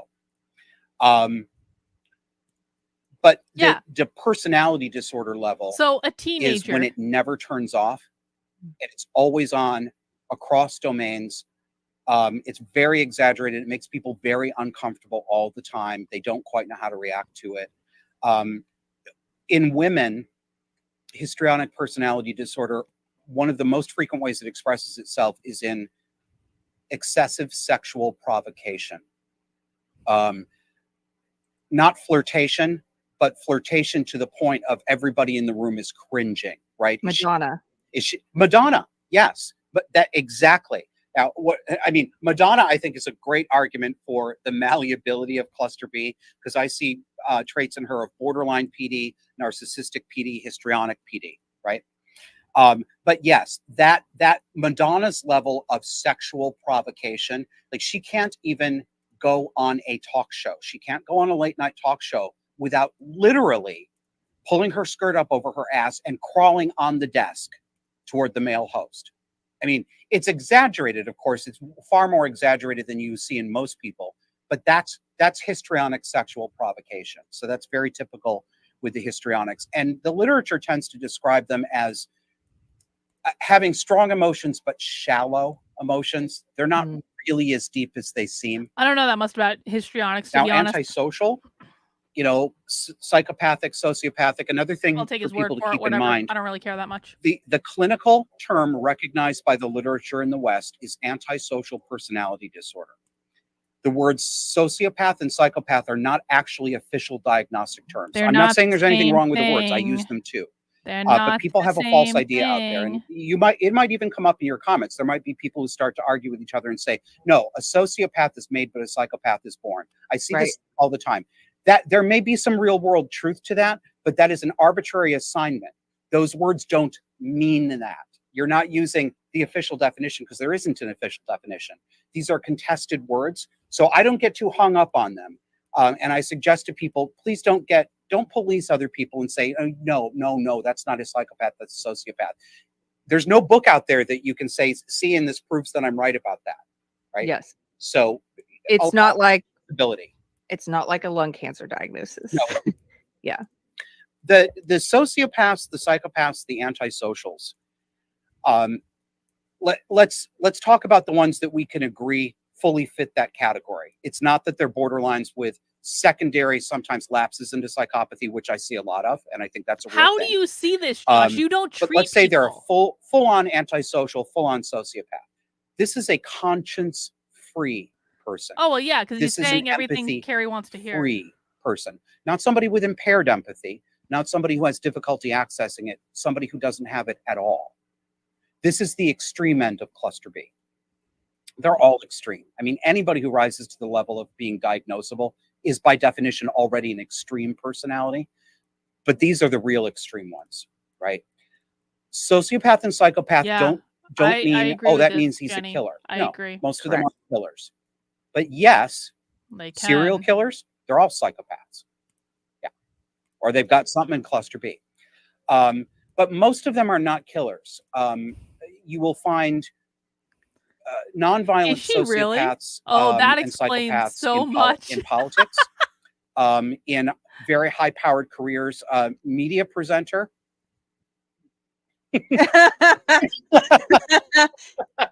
Surgeons. surgeons, lawyers sometimes. Doesn't mean all of them, doesn't mean a majority. Not saying that, okay? I don't need to hear about how I insulted your lawyer wife.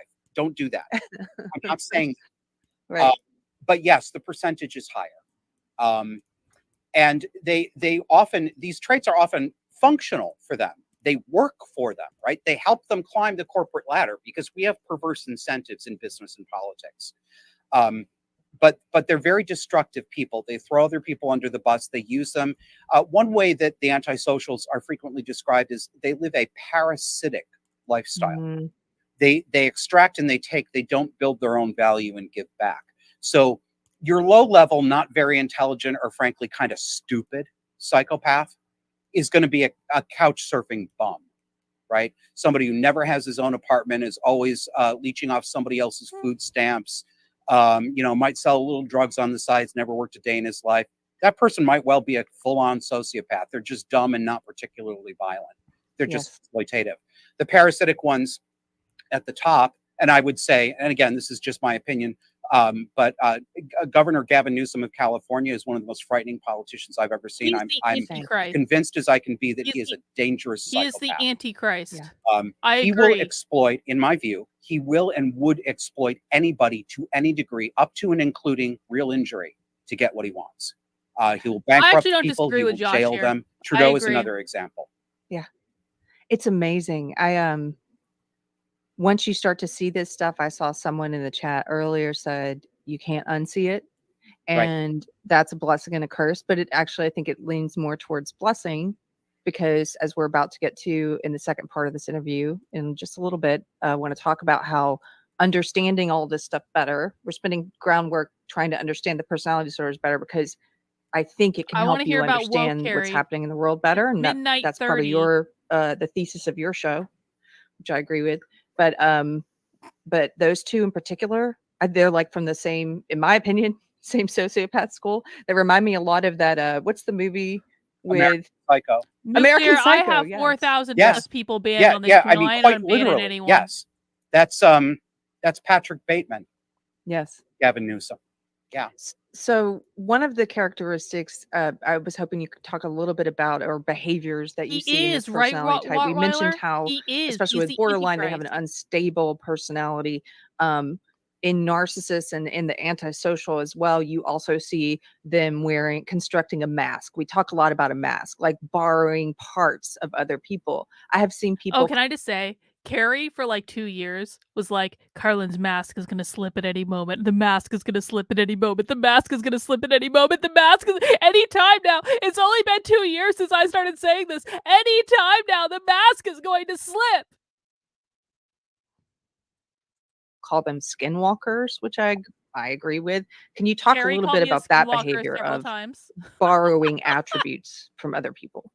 Yeah, it's often referred to as the narcissistic mask, and that applies. I feel like it's good that I can laugh about this situation now, because this really was an incredibly painful. If you don't know what I'm talking about, don't worry about it. But this was an incredibly painful thing that happened to me for 3 straight goddamn years. I feel like I'm making progress that at least I can laugh about all of the bullshit that Keri put me through now.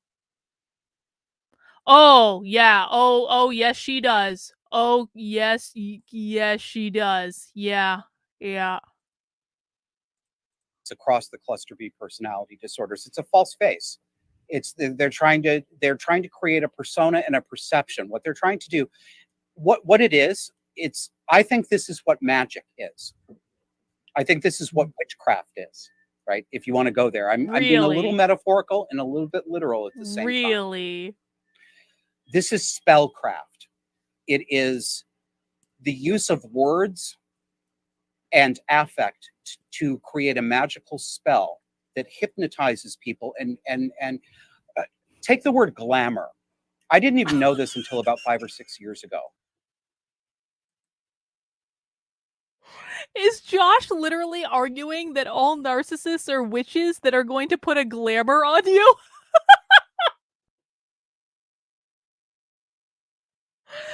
That's funny as shit. Jennifer is gonna be so excited. Like, Jennifer, you're a narcissist. Congratulations. Oh yeah. This is basically Keri thinks I'm a socialist saboteur because I won't go down and suck the dicks of conservative influencers. Oh my god. When we say, most of us don't know the history of how the word glamour used to be used. We use glamour today to mean glitzed up, high makeup, high Hollywood fashion, right? That's the normal definition of glamour. But an older and more original definition, glamour was not just an sort of an adjective, it was a noun. You could throw a glamour onto someone else. That was a magical spell. It was a spell where you blinded them to who you really were, and you made them perceive you as beautiful when you weren't, or brilliant when you weren't, or a savior when you weren't. You threw a glamour. Wow. Narcissists definitely do that. I'm just not going to call it a spell, though, because witches are an actual thing. It's creating an illusion in other people. And the narcissistic mask is, and you know, some of the people that we're talking about, people's level of self-awareness about this stuff varies, right? Not really. Well, some of the most manipulative and Machiavellian, they tend to be toward the sociopathic end of the spectrum, are fully well aware of what they are. They know what they are. They know they don't have feelings the way other people do. They're aware of it. They don't care. That's the thing. They don't care. Yes, Keri. I have seen some of them argue that it makes them, and I'm trying to remember where I saw this. It may have been in watching interviews with some serial killers, but I've seen some of them argue that they view it, they're happy that they're not like others. They view it as being godlike. Actually, H.G. Tudor, he doesn't want to be like us, he says. Oh, no. Some very self-aware psychopath. H.G. Tudor legitimately thinks he is a gift from God, the most ultra narcissist in the entire world. He writes in one of his books, it's like the best line ever. It's like someone asked H.G. Tudor if God exists, and his answer was yes, otherwise like he wouldn't have made someone so special like me, or something like that. It's not his exact words. I wish I knew the quote off the top of my head, but it was such a great line. Like, his existence is proof that God exists. That's king narcissist. I love it. Will tell you that they do believe that they are superior people, because they are not burdened by conscience and empathy. They can just look out for their own interests. They don't get dragged down by other people's needs. So some of them are very acutely aware of who they are. But I would say the majority of people with cluster B personality disorders are not self-aware like that. They really don't. And in fact, that's one of the things that makes these personality disorders so difficult and often impossible to treat successfully with psychotherapy. And no, there's no medication that cures this either. Yes. Part of the character of having a cluster B personality disorder is the inability to believe that you have done anything wrong, that there's anything wrong with you. It's always the other person. You don't make mistakes. You don't have an emotional dysregulation problem. It's only those bastard other people that make you act this way.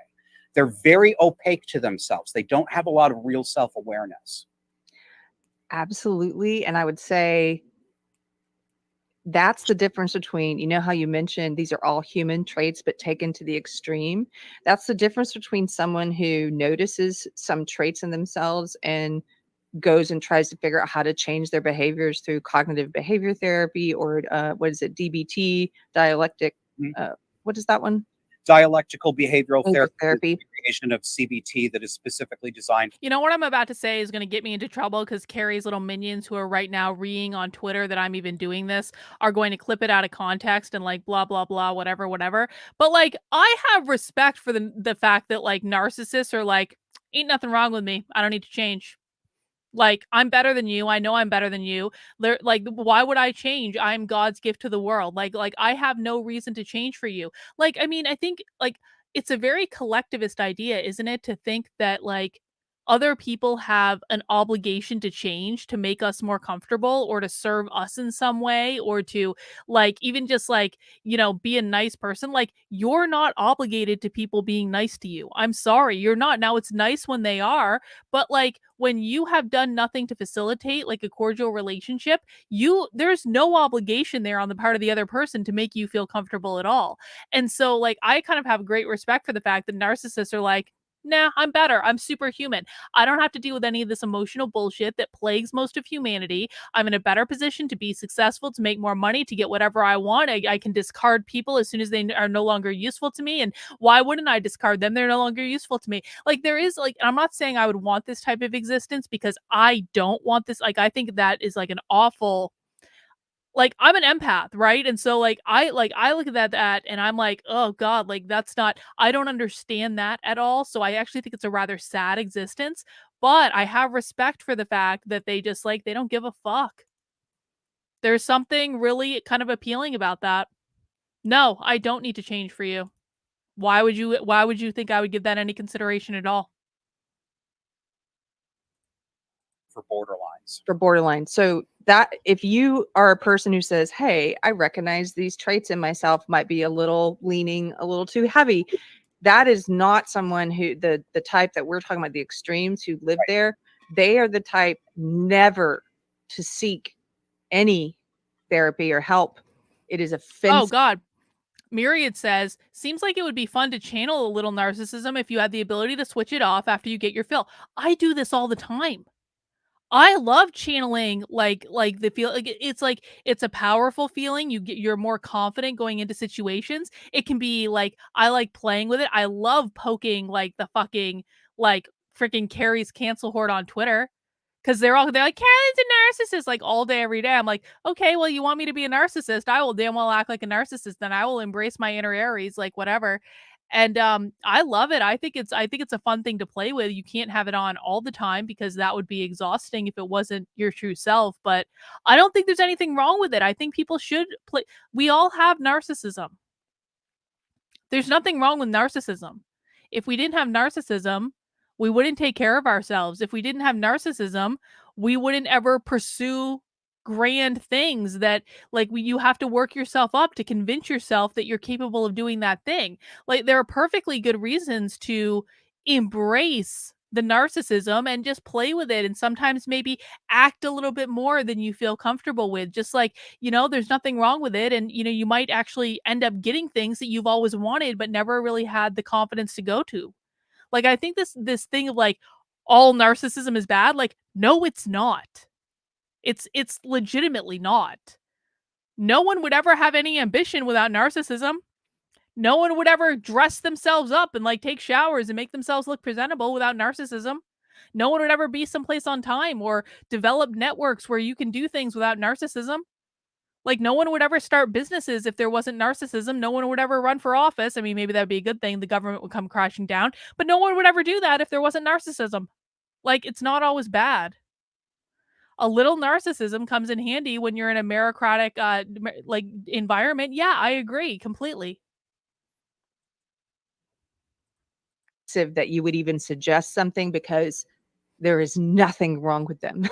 Yes, Like, absolutely. And you and I know this. I mean, I don't know, the degree to which you've talked about this on your new show, Keri, but you and I have known each other for several years now. We've talked to each other on camera several times. We've met in person, and you've been on my show.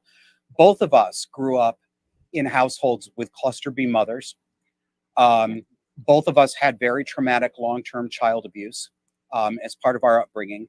and I won't speak for you, but I will speak for myself. I'll let you speak for yourself.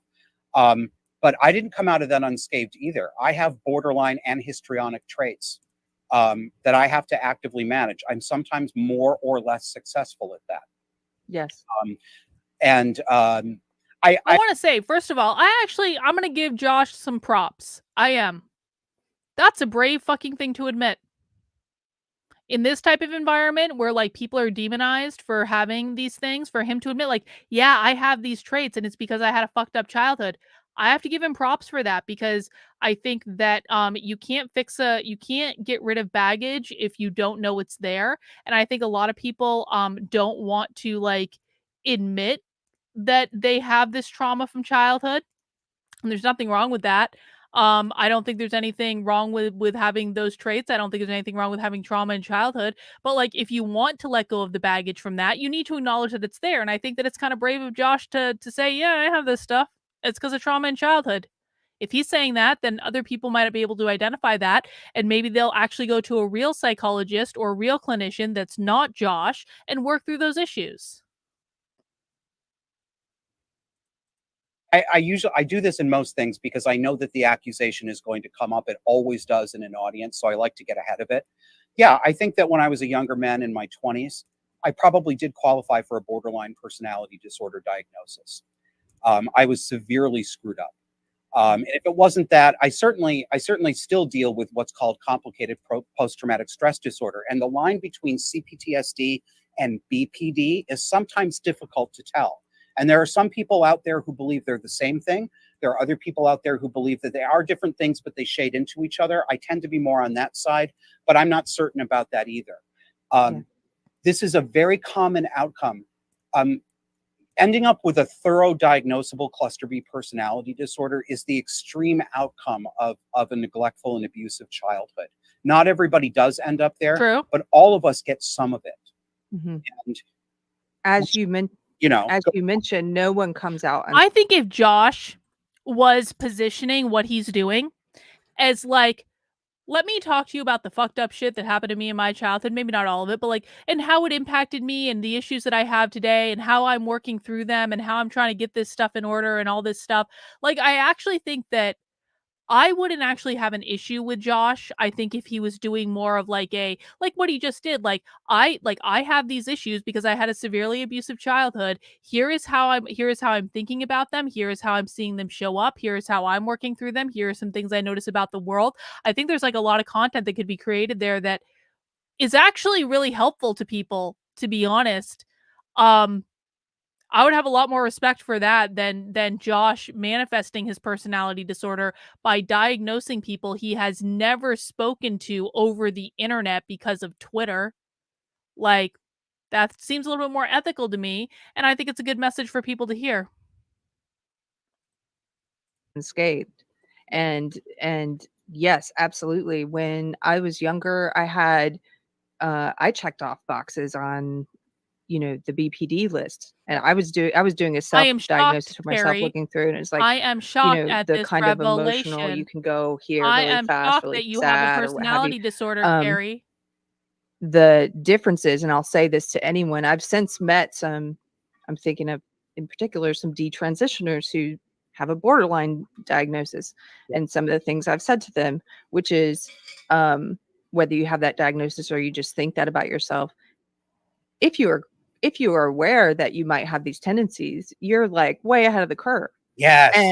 And you can use CBT and DBT and things to change your behaviors, and then you don't. The amazing thing is you can actually say, wait, I don't check those things off anymore. Like, that's actually possible. It's not medication, as you mentioned. It's behavior change. Now, here, allow me one caveat, because I have to say this, because I do not have hate in my heart. Second story. Not true. Jesus helped me turn my whole life around. I know it's gonna make it, but seriously, you did. I gotta put that in there. No, Keri, please don't make this about God. Please don't make this about God. Like, come on. It's 1 a.m., Keri. Why do we have to hear about your religious conversion now? This is supposed to be, why aren't we talking about woke? I thought we were going to talk about woke. I agree, Starbright. I feel like I'm being very reasonable. That might change. I'm getting tired and cranky, so we'll see how this goes. Oh god, Keri is like a fucking Keri is in some culty Christian church where, like, if you upset the elders, they're gonna excommunicate you from the church. If you live, no, what it is if you live a life of sin and you don't repent for your sin and change your sin, then they're gonna kick you out of the church. We are not at church. Exactly. Please don't. Please, we didn't listen to this to listen to your religion, Keri. Any atheists, I know you're atheist, any atheists watching will be like, Oh, come thank on, God Keri. Josh is an Apologize. atheist. There's nothing. Thank God. But that did. God changed so many things for me. That's another God episode, changed you know, nothing for you, Keri. Yep. all the things he changed for me. But That was really mean of me to even if say. you don't That believe was in God, I'm mean. not saying you have to go that route. Maybe God changed some It's, things, but not as as you much mentioned, as it's you a think. behavior. Someone in the chat said, here, let me take just a second and put this up. Yeah. At the beginning, when you were talking and you were talking about how it's it used to be called a character disorder, Gen X had a good comment and said, Gen X Ray said they are behavior disorders also. Yes. Which I think they could accurately also be described that way. Do you? Yeah. Yeah. No, that's a good point. They can be described accurately in a number of different ways. You know, it depends on what you're trying to illustrate, right? What are we trying to get at? Are we focusing more on behavior modification? Or are we focusing more on actual emotional origins talk about the woke? Of where the feelings come from? You have to use different tools to describe them, and that's a valid way to describe them as well. Sure. Yes. Do you mind if before we get into the second part of this, I just read a couple of these and thank a couple people? Oh, sure. Yeah. Thank you for the super chats, first of all. To the other half of Disaffected, Kevin Hurley, you didn't have to do this. 1999. Thank you, sir. You didn't even put. Keri's cancel mob is here, guys. Look, this is someone who is pretending to be a regular viewer of this channel, but this is like where the fun begins, when they realize I'm streaming about Keri, and then they come into my chat when they've never actually been in my chat before, ever. And they're like, I used to listen to your content, but all you do is drama videos. That's all you ever do. It's not like I do several streams a week that are 3 to 4 hours in length about hardcore socialism, and have been doing that for over a year, and I've probably created over 4,000 hours of socialism content. They never talk about that. No, never talk about that. It's all you ever do on this channel is drama. That's all you ever do, and you never do anything productive. And then he goes on, and the people in this chat who lap it up are just as sick as you. They're just as. So congratulations, guys. You're all borderline personality disordered or narcissistic personality disorder. And then he says, as though he didn't just subscribe 5 minutes ago in order to use this account to make trouble in the chat. He says, go ahead and ban me. I already unfollowed you, bro. Like, I'm not gonna have a problem with that. But yeah, he announced his exit. Yep. So this is the type of fun you have anytime I talk about Keri. Congratulations. We'll ban this person now. Goodbye.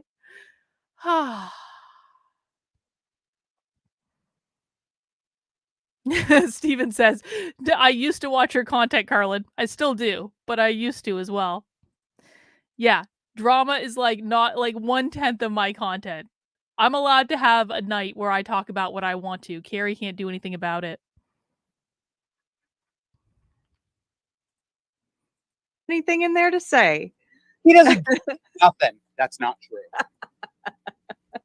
Kevin Hurley, it's very nice to talk to you again as well behind the scenes. Kevin Hurley's been to my haunted house that we're renovating, and I would love to have you here sometime, Josh. Yeah. Okay, Pirate Tomsky, give it up for my mud. Pirate Tomsky says, I'm just here for Josh's impressions. He gives 5 British lira. British lira? You're no better at this than you were a year ago, Keri.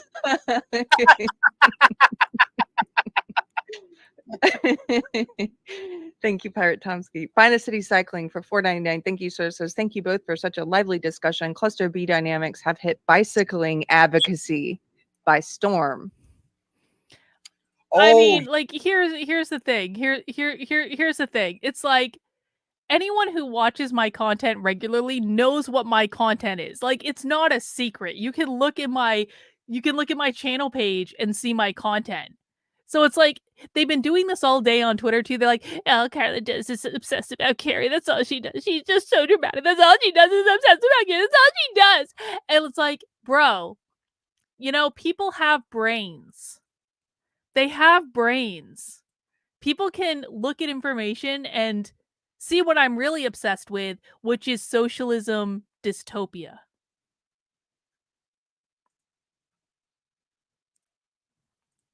Yes. Oh, I think I know. I'm I allowed think to I have know who side this interests person is, too. and if it's the person I think it is, they write a very good blog. Yeah, that that's this is why this is such an important topic for us and for people like you, Keri, because activism and advocacy groups, savior groups, right? People who want to save the world, whether it's saving the world through bike lanes or saving the world through recycling plastic or saving the world through, advocacy for sexual health, whatever it is, racism, it doesn't matter what it is. These activist groups preferentially attract cluster B personality disordered people. That we see so much of this.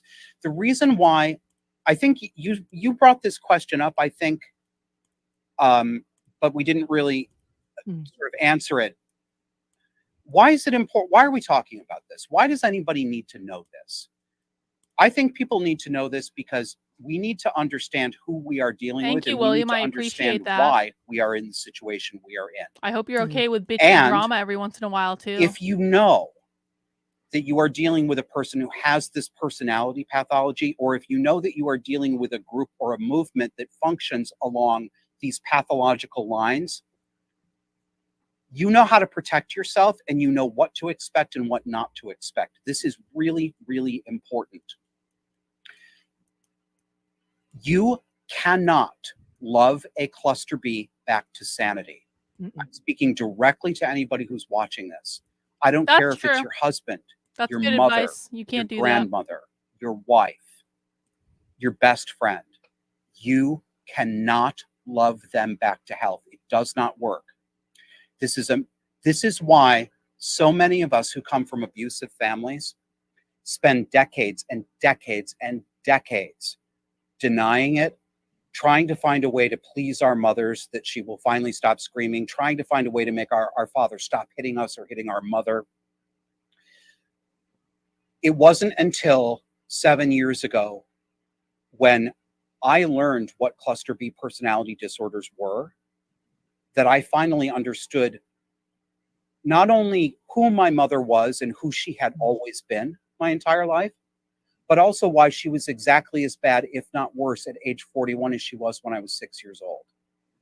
This doesn't get better, friends, audience members, with the exception of the fact that some people who might qualify for a borderline diagnosis in their early adulthood do tend to mellow out in their 30s and 40s, and some of those behaviors absolutely naturally decrease over time. That is real. That is a percentage of people. Leaving that aside, these people don't get better. Right. This is not going to wear off over time. This is who they are. And in fact, a great number of them get significantly worse the older they get. Character disorders, as you mentioned, it's who they are. Yeah. And they don't think anything's wrong with them. And they're never the type to question, what have I done wrong in any situation? I mean, let's make the reverse argument for a second. And because I don't like to judge people about right and wrong and good and bad. Like a person who lives with narcissistic personality disorder, I think that's some sort of plan that they had coming into this lifetime. And it's like, who are we to really say what's good and what's bad? I mean, there are a lot of advantages to being a narcissist. Like, you're going to be more confident even if you don't really have the merits to be more confident, which means you're probably going to go after job opportunities, more likely to start your own business, more likely to become a successful politician. Like, there are a lot of benefits to being a narcissist. Like, not taking in negative feedback. I absolutely believe that the reason that Donald Trump was elected president in 2016 was that he's a narcissist. And when everyone around him was saying negative things about it, it didn't even register with him. There's a lot of benefit to it. And so who are we really to say that being a narcissist is bad? I mean, because they hurt people? Well, guess what? Lots of things hurt people. Like, non-narcissists hurt people too. And I mean, I'm not suggesting you should go out of your way to hang out with narcissists. I generally don't think that's a good idea. But I think this judgment of like they're bad and wrong and everything they do is evil is just a bit much for me. Different people have different paths. It's not like we all have to interact with each other or like those sorts of things. And you know, who are you to say that one path is better than another, or that another person should kowtow to your sensibilities and to change themselves when they don't think there's anything wrong with them, like just to make you feel more comfortable? That to me feels a little bit entitled.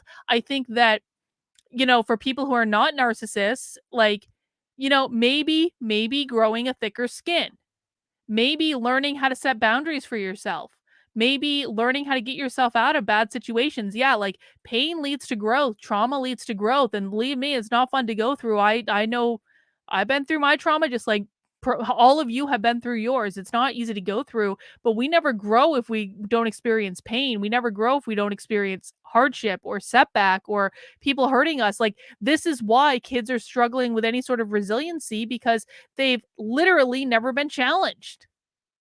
So, like, maybe like empathic people, and I don't think Keri's an empath, but I am, like, maybe we need to learn better how to deal with other people's like how to just like not make other people's emotions our business, not like be able to build up barriers for ourselves so we aren't taken advantage of or things like that. Learn some fucking resiliency. I'll tell you what, like 3 years of being put through hell under Keri's smear campaign, like I learned I am more resilient now than I ever have been in my lifetime. And it sucked getting there, man. It sucked real bad. But like now I'm like, there's nothing you can do that's gonna hurt me. Literally nothing. That's not a bad thing. I do things today that I never would have done 4 years ago. And I think I'm a better person for it. And I think I'm more effective for it. And I think it's absolutely making me more successful. So is it bad? I don't know. Who's to say? In fact, I think they feed off of people who do. They feed off of well-intentioned people who do have empathy, who, if you're in a relationship with them, and sometimes I've heard it described in the literature. I know you don't like the word empath, but they will find someone who has empathy and who tends to be. They're using empath in a different way than I'm using it. I'm using it in the woo-woo psychic way, in that I very easily can pick up on the emotional undertones of situations, and like that in a way that other people don't pick up on them. But like what Keri's saying is that they have empathy. They're saying either everyone is either like a narcissist, psychopath, or like either you have empathy or you don't. I am not using empathy or like empath in the same way. Maybe a little more neurotic, like, what have I done in the situation? What can I apologize for? Who wants to Yeah, be I a agree, better Sarah. version of I themselves, and agree. who's like working on, well, I can apologize for this, or I can admit this fault, and I can do this, and maybe that'll help. And they just eat it up, and they're like, oh, thank you for admitting that fault. Oh, thank you for, but it doesn't bring forth anything from them. And they're often accurately described as emotional vampires. Yes. Oh, Keri's called me that 19 Ways from They Sunday. suck the life force out of the. You can feel it. You can feel it on a gut intuitive level. And many people listening and watching will have had this experience. They're around somebody. They can't quite put it into words. They can't quite describe what it is about this person, but there's something really off. You feel uncomfortable. You can't say why. You don't trust them. They make you nervous, but you can't say quite why. I feel that way about Josh That's your Slocum, and I'm intuition. not actually lying about that. Usually I telling you that actually you're feel dealing that with way an about emotional Josh Slocum. vampire, a cluster B. Yeah. Your gut pings, like the way Jordan Peterson says, a baby monkey who's never seen a snake will still react. But here's the thing, though. Here's the thing. Different people have different energy. Different people have different vibrations. What's going to set someone off about like what sets me off about Josh? I'm being 100% serious, where I do not actually feel comfortable watching Josh Slocum. I don't feel comfortable. Like I'm actually like I find it very Oh, Keri's face froze in like the best position. That's funny as hell. Anyway, like I actually find him to be very off-putting and he makes me feel nervous and I don't like it. Like it's like I'm staring into like I don't want to say evil because I don't think he's evil, but something just feels very off. That's because Josh and I have completely different vibrations and I'm sorry, but his is much lower than mine. And I'm not judging. I'm just saying that we're different. Different people are different. And so he is coming across as like down like awful, ugly, like and people can disagree with me, but that's how it like resonates with me. How you are going to experience Josh is going to be different. Obviously, how Keri experiences Josh is very different. Keri seems to think that Josh is the greatest thing since sliced bread and like totally normal. She's allowed to have that opinion because Keri and Josh have the same energy. That's why they're vibrating at the same level. That's why they call you get a vibe about someone. That's what that is. And so they're more compatible than say me and Josh and absolutely me and Keri because we're vibing at different levels. And I'm not placing any judgment to say like I'm better or worse or they're better or worse. I don't think about these things like that. But that's one of the reasons that people will strike you as like, I don't like that person. I don't know why. It's not necessarily that they have a personality disorder. It could just be that you're functioning on different wavelengths. Different people are different. Rottweiler says, funny how they talk about narcissism while making like 90% of the stream about themselves. We have yet to hear about what they think the woke actually is.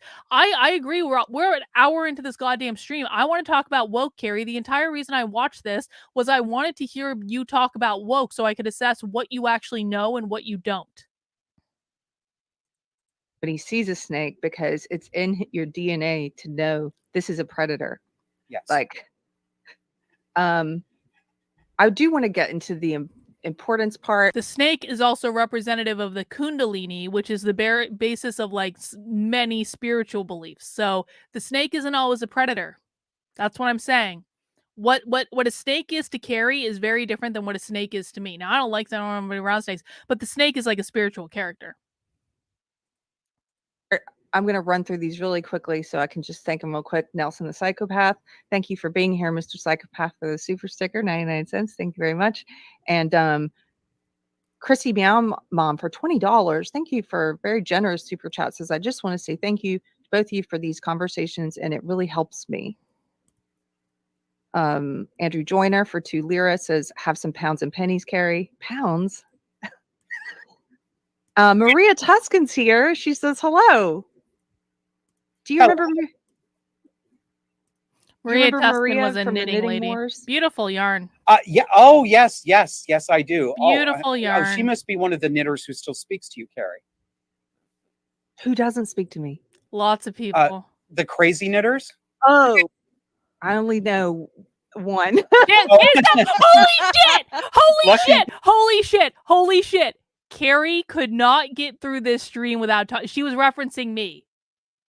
I hope everyone knows what Keri just said. I only know one crazy knitter. Like, could it, Keri? I knew.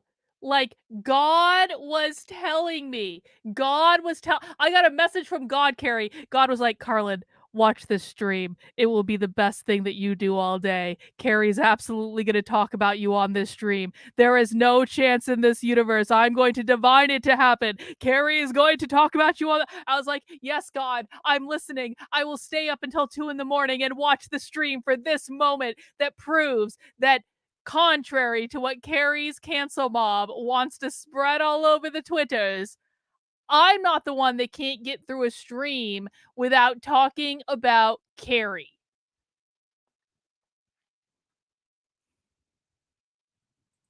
You. Thank you, Keri. Yes, she is Maria Tuscan of Tuscan Knits. Thank you. There must be a whole that is ball a of great knitters out there I didn't know about. Okay. That is a great Vermont Cheddar question. For $2 says, well, I also can guarantee there are actually quite a few knitters that think Keri's a psycho. And I know because like they're in my community. So there are knitters, Keri, that will in fact not talk to you. They just don't go around advertising it like your little horde of woke morons does on Twitter every day. Education in psychology, Josh. No formal education, but I was a lifelong matriculant in Mrs. Slocum's finishing school for unstable women and gay boys. I was raised I was raised by a mother with borderline and narcissistic personality disorders. I've had it for a lifetime. And when I discovered, it was actually my sister who made this discovery for me. She'd already been doing some reading, who alerted me to what cluster B personality disorders were.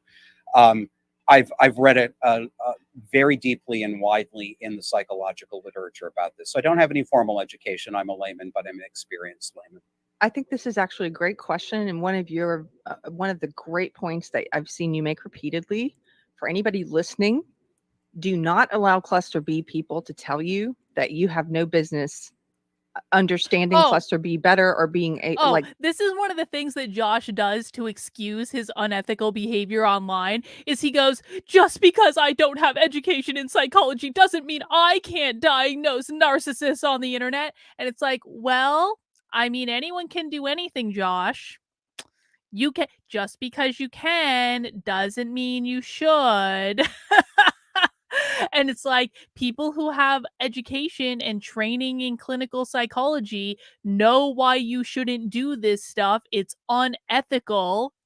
I make an exception for some people because they're public figures, but like for private people, it's unethical.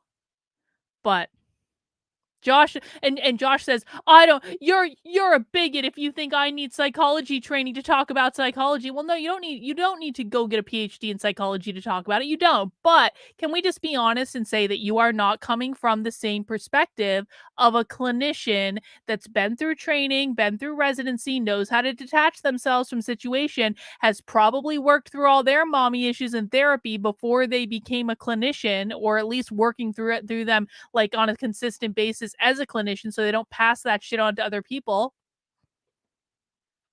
There are different levels. Yes, I do indeed have more education in psychology than Josh Slocum does. True. that you can't somehow you But I really want to emphasize, I don't actually think you need formal education in order to talk about it. I'm making that argument, but Josh does more than talk about it. Josh presents himself as an expert. Josh diagnoses people. Josh, I think the last time I saw, and I haven't looked at this in a while, has coaching programs where he's helping people work through their issues with their mothers and stuff like that. And it's like, you know, you're not just talking about it on the internet for fun. You're actually presenting yourself as an expert, and that is where it starts to get into like I don't take clients to talk about narcissism. I have an actual PhD in psychology, and my PhD is in general psychology. I don't take clients to talk about narcissism. It's not my primary area. Now, if you're talking about like workplace bullying or something going on in the workplace, we can talk about that. But like, if I'm not taking clients to talk about things and I'm an actual effing psychologist, then what business does Josh Slocum have when he has no formal training in it at all? you can't recognize it because you're not a psychologist. That's very common. In fact, a lot of people who aren't personality disordered say that too. There's something that seems to be very emotionally triggering to people. To hear non-degreed people say, there's something wrong with you psychologically, and I can name it. I'm not quite sure why that is, because, for example, if any one of us walked into our best friend's living room, and she was incoherent, and it seemed like she might be drunk, but she wasn't a drinker, and I'm not. Let me do it this way. If you come across somebody who's in a bad physical state, and somehow you end up doing a blood sugar reading on them, right? And you get the blood glucose reading back, and it says your blood glucose is 500. That you're looking at somebody with diabetes, right? That by definition, you've observed the outcome of diabetes. Normal blood sugar is about 70 to 100 or 110. If you've got somebody who's, in physical extremis, their blood sugar is through the roof, you're seeing a diabetic. Nobody would say, don't diagnose. You can't call the doctor and say they're having a Well, what they would say though, Josh, is that just because you've observed someone having high blood sugar, like that does like they still should probably go to a doctor. Like you understand that, right? Like getting your wife to say, "Oh honey, you have high blood sugar. Congratulations, you're a diabetic." Okay, like I guess you can make the argument she can see that fine, but she should still then make sure her husband gets to a doctor, like a real doctor, to set up some sort of treatment plan to manage the diabetes. Like that's not occur, and that's what we're talking about. It's like, just because you can see there's a problem doesn't mean you are the person to treat that problem. It doesn't even mean you're the person, by the way, to like officially diagnose that problem, because there may be other like complications that you don't know about. It's just like, am I like, I mean, do people feel comfortable with like amateur psychologists on the internet diagnosing like average people? I'm not talking about like Donald Trump like people, because I feel like we have enough information about like Donald Trump and Gavin Newsom and some of these other like hyper public figures. I feel like we have enough information. James O'Keefe, I've diagnosed him as a narcissist. I'm completely correct about that. Like, we have enough information about them to make that diagnosis, but like, are people comfortable with like just like off the street people running around calling just like average private people a narcissist because of what they might say on Twitter or an assessment that their ex-girlfriend does about them or things like that? Because that doesn't make me feel comfortable. Diabetic. How do you know that? You're not a doctor, right? But people say this all the time. I'm like, I don't know. I can see. Yes.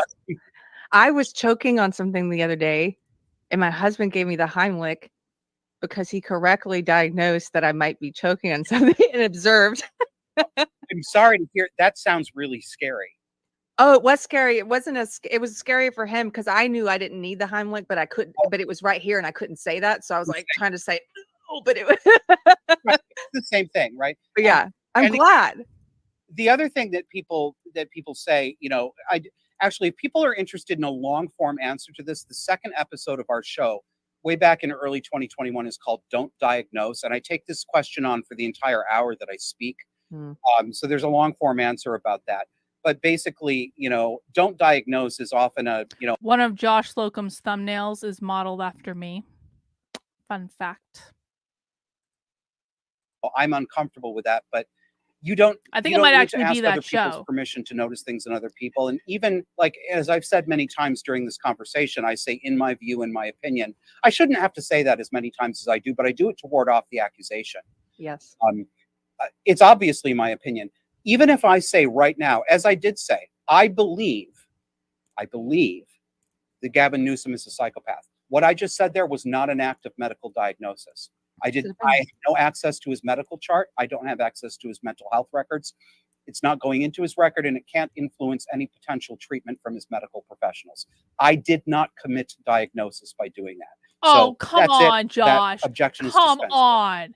Come on. And I'm harping on this because, again, Josh Slocum, having never talked to me in his life, based only on Keri's distorted perception of me and tweets that he saw on Twitter when I was trolling, diagnosed me as a like, what was it, like narcissist, malignant narcissist cluster B, like the worst possible narcissist in the history of narcissists. And now he's sitting here saying, well, you know, that wasn't an official diagnosis, and I can't make official diagnosis. I don't have access to your medical records, and I cannot provide a treatment plan. So, you know, it was just my opinion that Carlin is a malignant narcissist based on a couple of tweets that I saw and Keri's distorted view, in which she relayed to me. It was just my opinion. It wasn't an official diagnosis. It doesn't matter that I literally created an icon that looked like Carlin on one of my shows where I was talking about narcissism and spread it all over Twitter like a good, like, wannabe clinical psychologist. I was just stating an opinion. It wasn't an official diagnosis. Okay, Josh. All right, sure. Yeah, okay.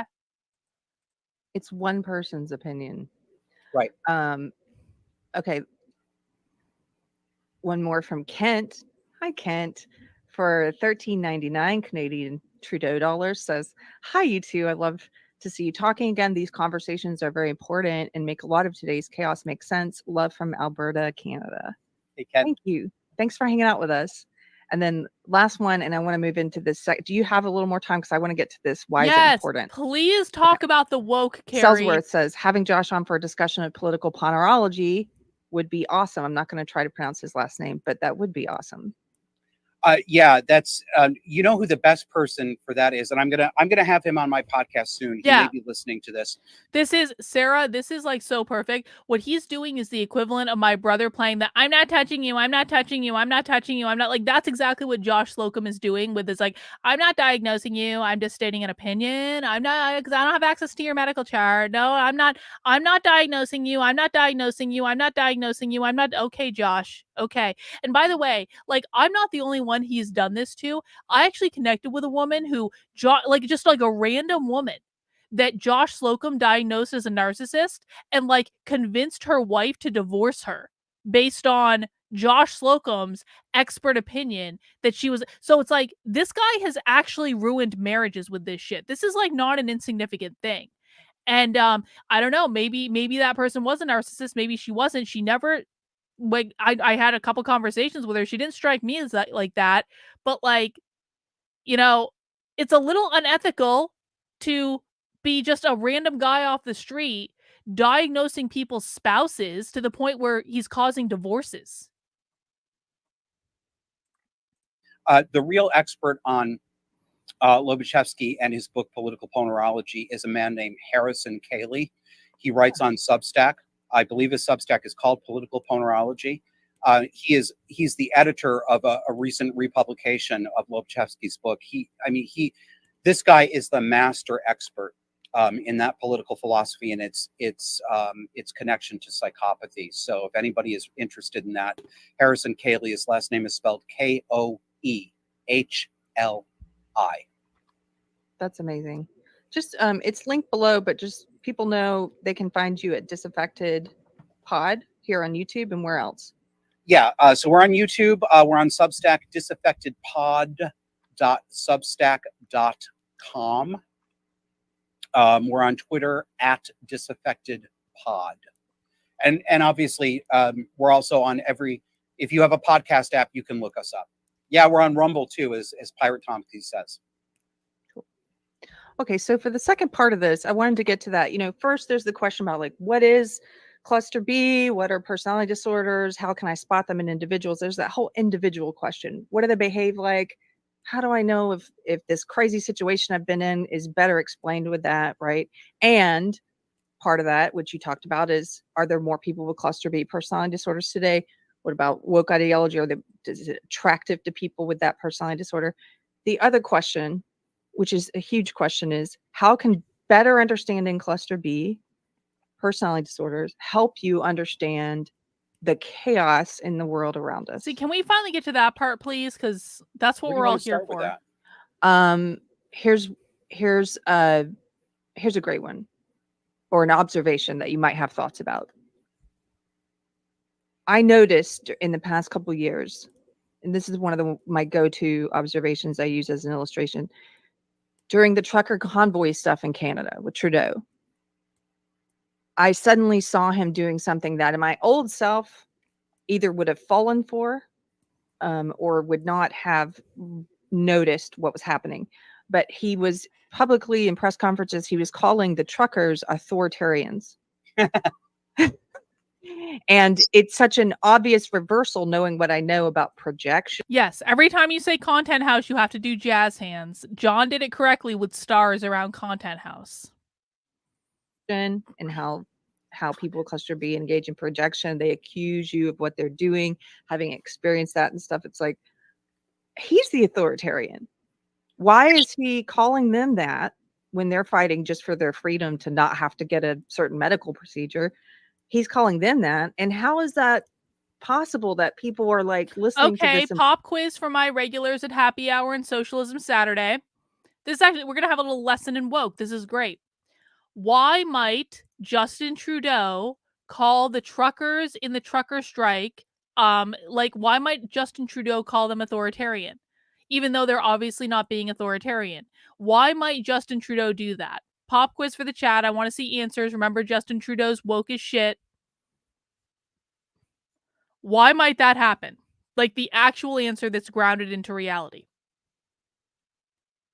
Because Justin Trudeau is not a useful idiot. Justin Trudeau is a true believer.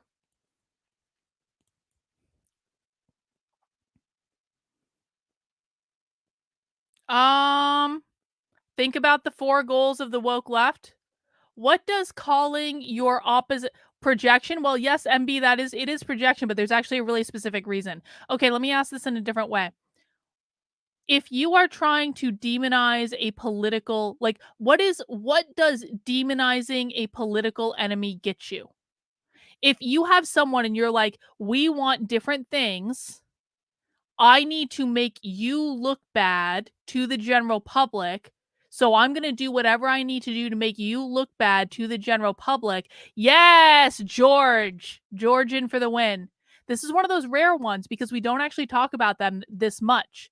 Exactly, MB. Gain as much power as possible. Exactly. So the 4 goals, power, power. Exactly. You guys are getting it now.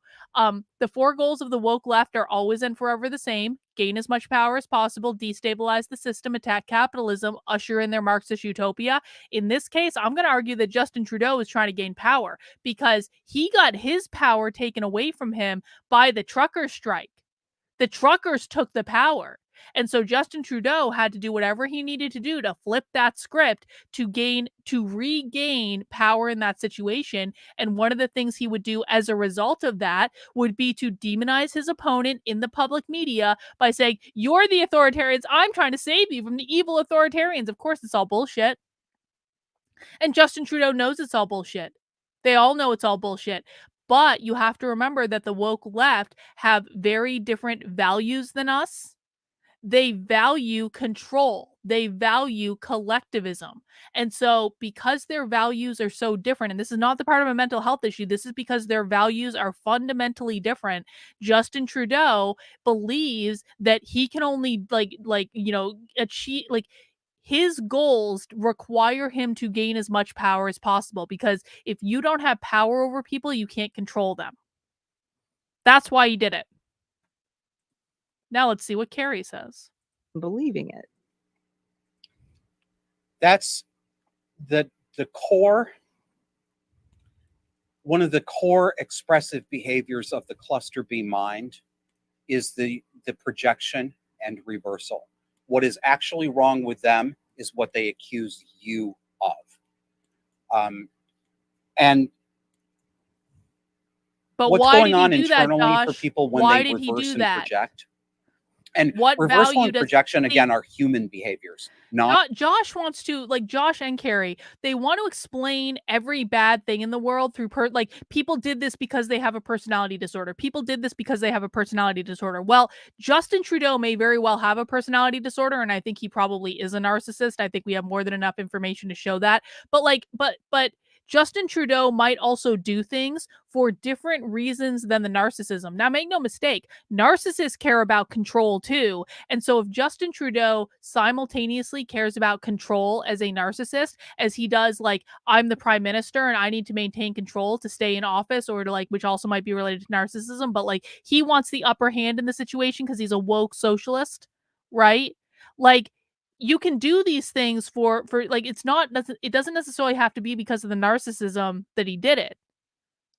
I'm not saying the two can't be related. I think that they probably are in this case, but not everyone who does these things is a narcissist, and that's just the way it goes. on personality disorder people do this too.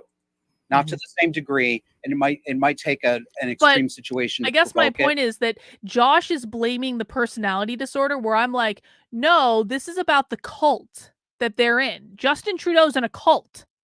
Justin Trudeau is a cult leader. So it could be about the cult that they're in. It could be about the personality disorder, but Josh wants to make everything about the personality disorder, and he's not thinking about what these people value, what their worldview is. If you have a worldview where you're trying to bring about a collectivist society, then that's fundamentally different than how Josh sees the world. It's fundamentally different how Keri sees the world. Fundamentally different how I see the world. But like, just because it's different doesn't mean people won't act on the basis of those values and those motivations. And if you don't understand the values and you just say everything is a personality disorder, that's why everything is bad, it's like you're missing the bigger picture of what is going on. But these are human behaviors. We've all done this at some point or another. Fear and insecurity No, not fear. are No, really at the root of no. these Wrong. syndromes. Wrong, wrong, Um, wrong, wrong, wrong. because they come out of trauma, because they usually come out of child abuse. These are broken people, right? That's So true. leave aside from, um, let me use my mother as an example. Oh, good. And anybody who plays the disaffected drinking game, take a shot. Every time I say my mother, you'll be drunk by the end of most episodes. Um, but I use her because she's just a great illustration. I mean, this is how I came to understand the world the way I understand it now. You know, um, my mother came from a neglectful and abusive childhood herself. She wasn't born the person that she was. You know, she wasn't born Hurt people, abusive hurt people. congenitally. I don't think. I don't think most people are. I think some of us are more or less vulnerable to becoming that way based on how our environment treats us. But it usually takes abuse and neglect to curdle a person's character to that degree. And as much as my mother was, and if her children still spoke to her, would still be a child abuser, um, she was abused herself, and she has suffered her entire life. Um, it's not easy to have that maelstrom of emotions that can never be reconciled, that can never be understood, that can never be assuaged. You can never be soothed enough to calm down. That's a really horrible way to suffer through your life. But they can't see the way through it, and they can't accept the parts of themselves that are stoking the problem. And they're so fearful, and they feel so raw inside. Like, this is the side of my mother that I think is really afflicted with borderline personality disorder. That trauma and that shame and that fear is so deep that her wounds never healed. She's got raw, open skin right under there, and she can't take the slightest impingement. And so her reaction immediately is to say, no, you, right? She's so compromised that she did this to children, right? She would scream at 4, 5, 6-year-old children and accuse them of being wicked, bad, wanting to hurt their mother. It's deranged and it's not excusable. It is child abuse, absolutely. But there's a reason for it. That's where the reversal comes from. They cannot accept the darkness inside themselves, the evil. We all have evil in us. We all have darkness in us. We all have Machiavellianism in us to some degree or another. But when we can't accept that dark part of ourselves, we project it onto other people. It's the Solzhenitsyn quote that Peterson talks about a lot. The line dividing good and evil runs down the heart of every man. Human beings are born with the capacity for both. Yes. And it's the people who don't acknowledge that worry me the most, because they're like, yes. I'm good. I'm a completely good person. Yeah. So projection and reversal, that's one way in which it could be helpful in seeing it in the present in the world at large.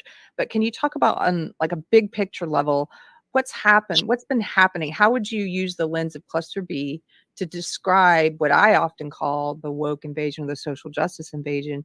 How would you describe it through the lens of cluster B? Oh, good. What's We're been finally happening in getting the past there. few years Good. with our institutions, political media, with Here is what Josh should say if Josh actually understood what he was talking about, and we'll see how close he gets. What you're seeing manifest in our society, I mean, I do think there is a lot of narcissism to it to some extent, but again, I think it all goes back to the fact that the woke left have fundamentally different values than we do.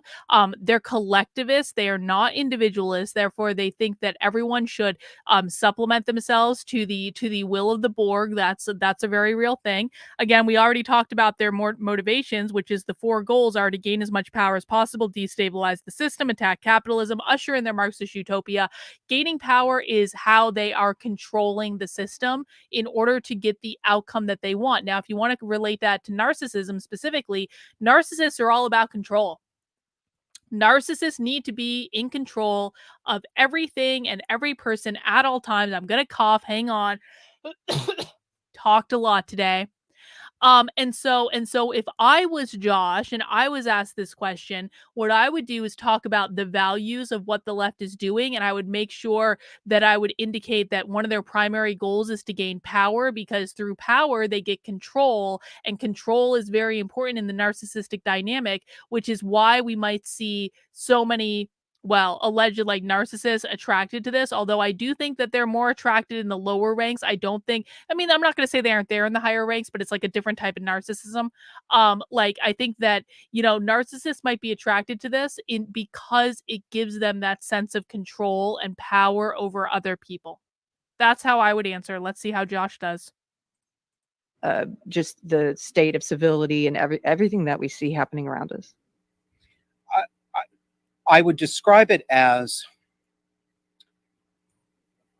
one of the most common and sadly effective behaviors that this type of people uses is what I call the wounded bird strategy. Wrong. That is falsely making yourself. Okay. I shouldn't have said wrong, because there is actually something to this. I think that, like, very indicative on the socialist left in particular, there's like this victim complex where they gain, here's what it is. They gain power and control over other people by way of being a victim. So I think Josh is about to say they have this victim mentality, which is true. I want to know if he understands why. Like, what are they using it to gain? Self appear to be a victim.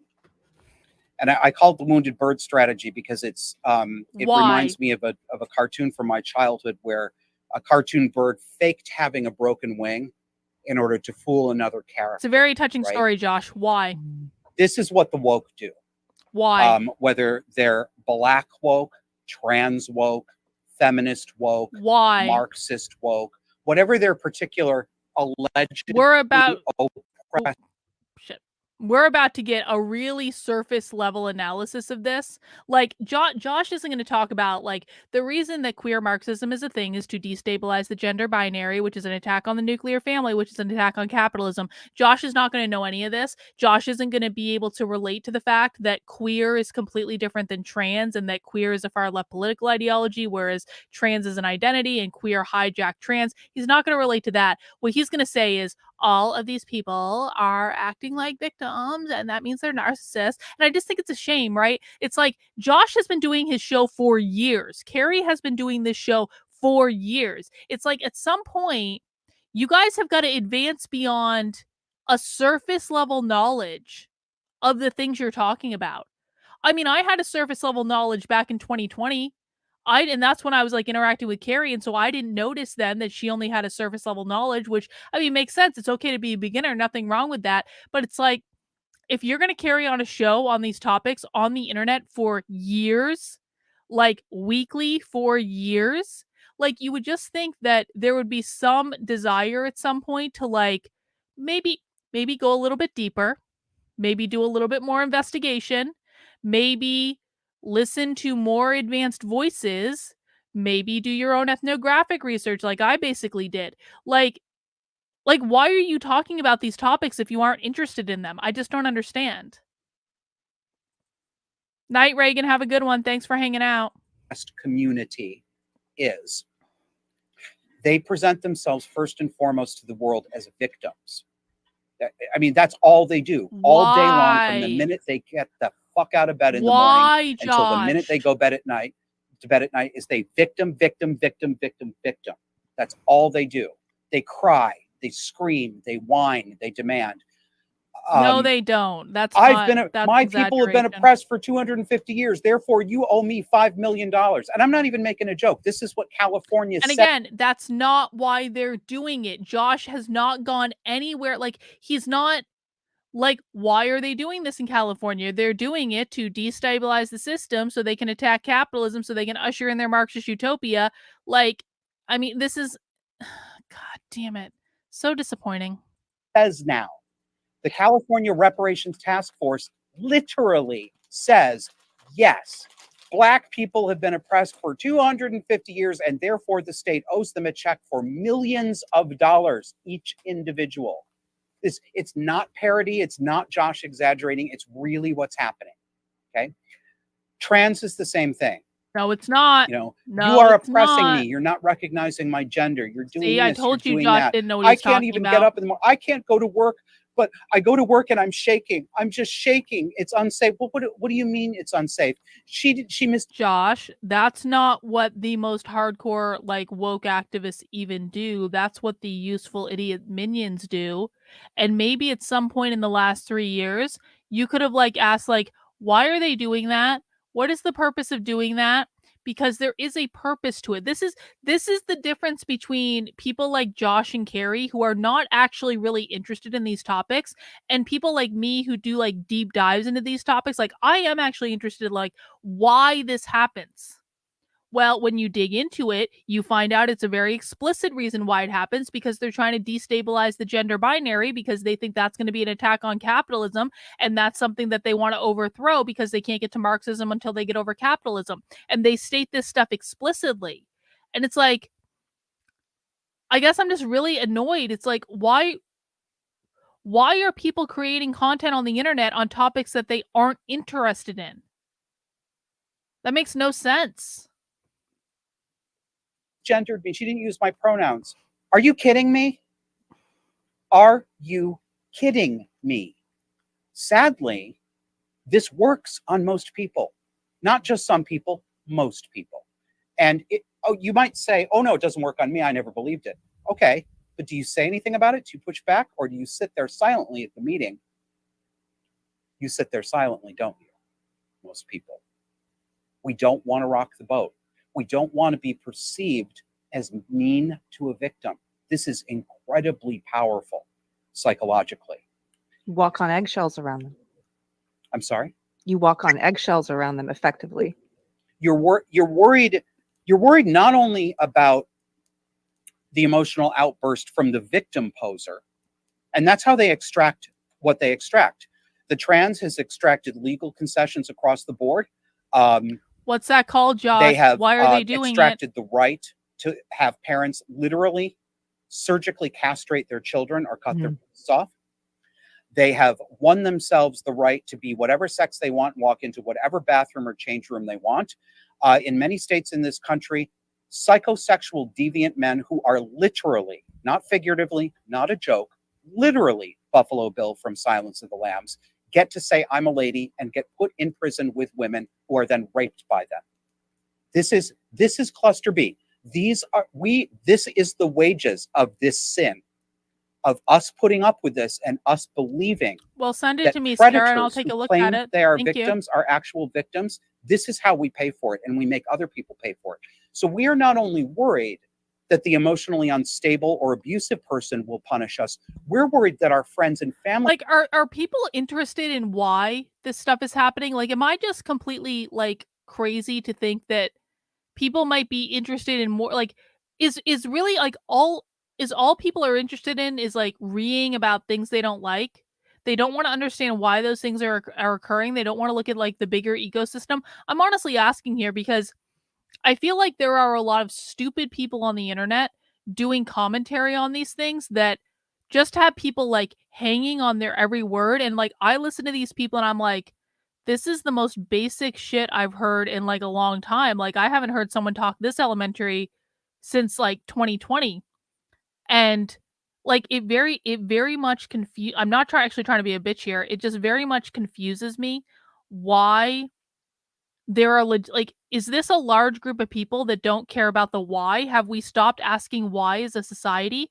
Like, have we stopped being curious as a society? Is this what the public schools have wrought? I mean, I think it's stuff like this where I just stop having empathy for people, because I'm like, you only care about the most basic things. Like, you're not like a fully functional human being if you can't ask the question why.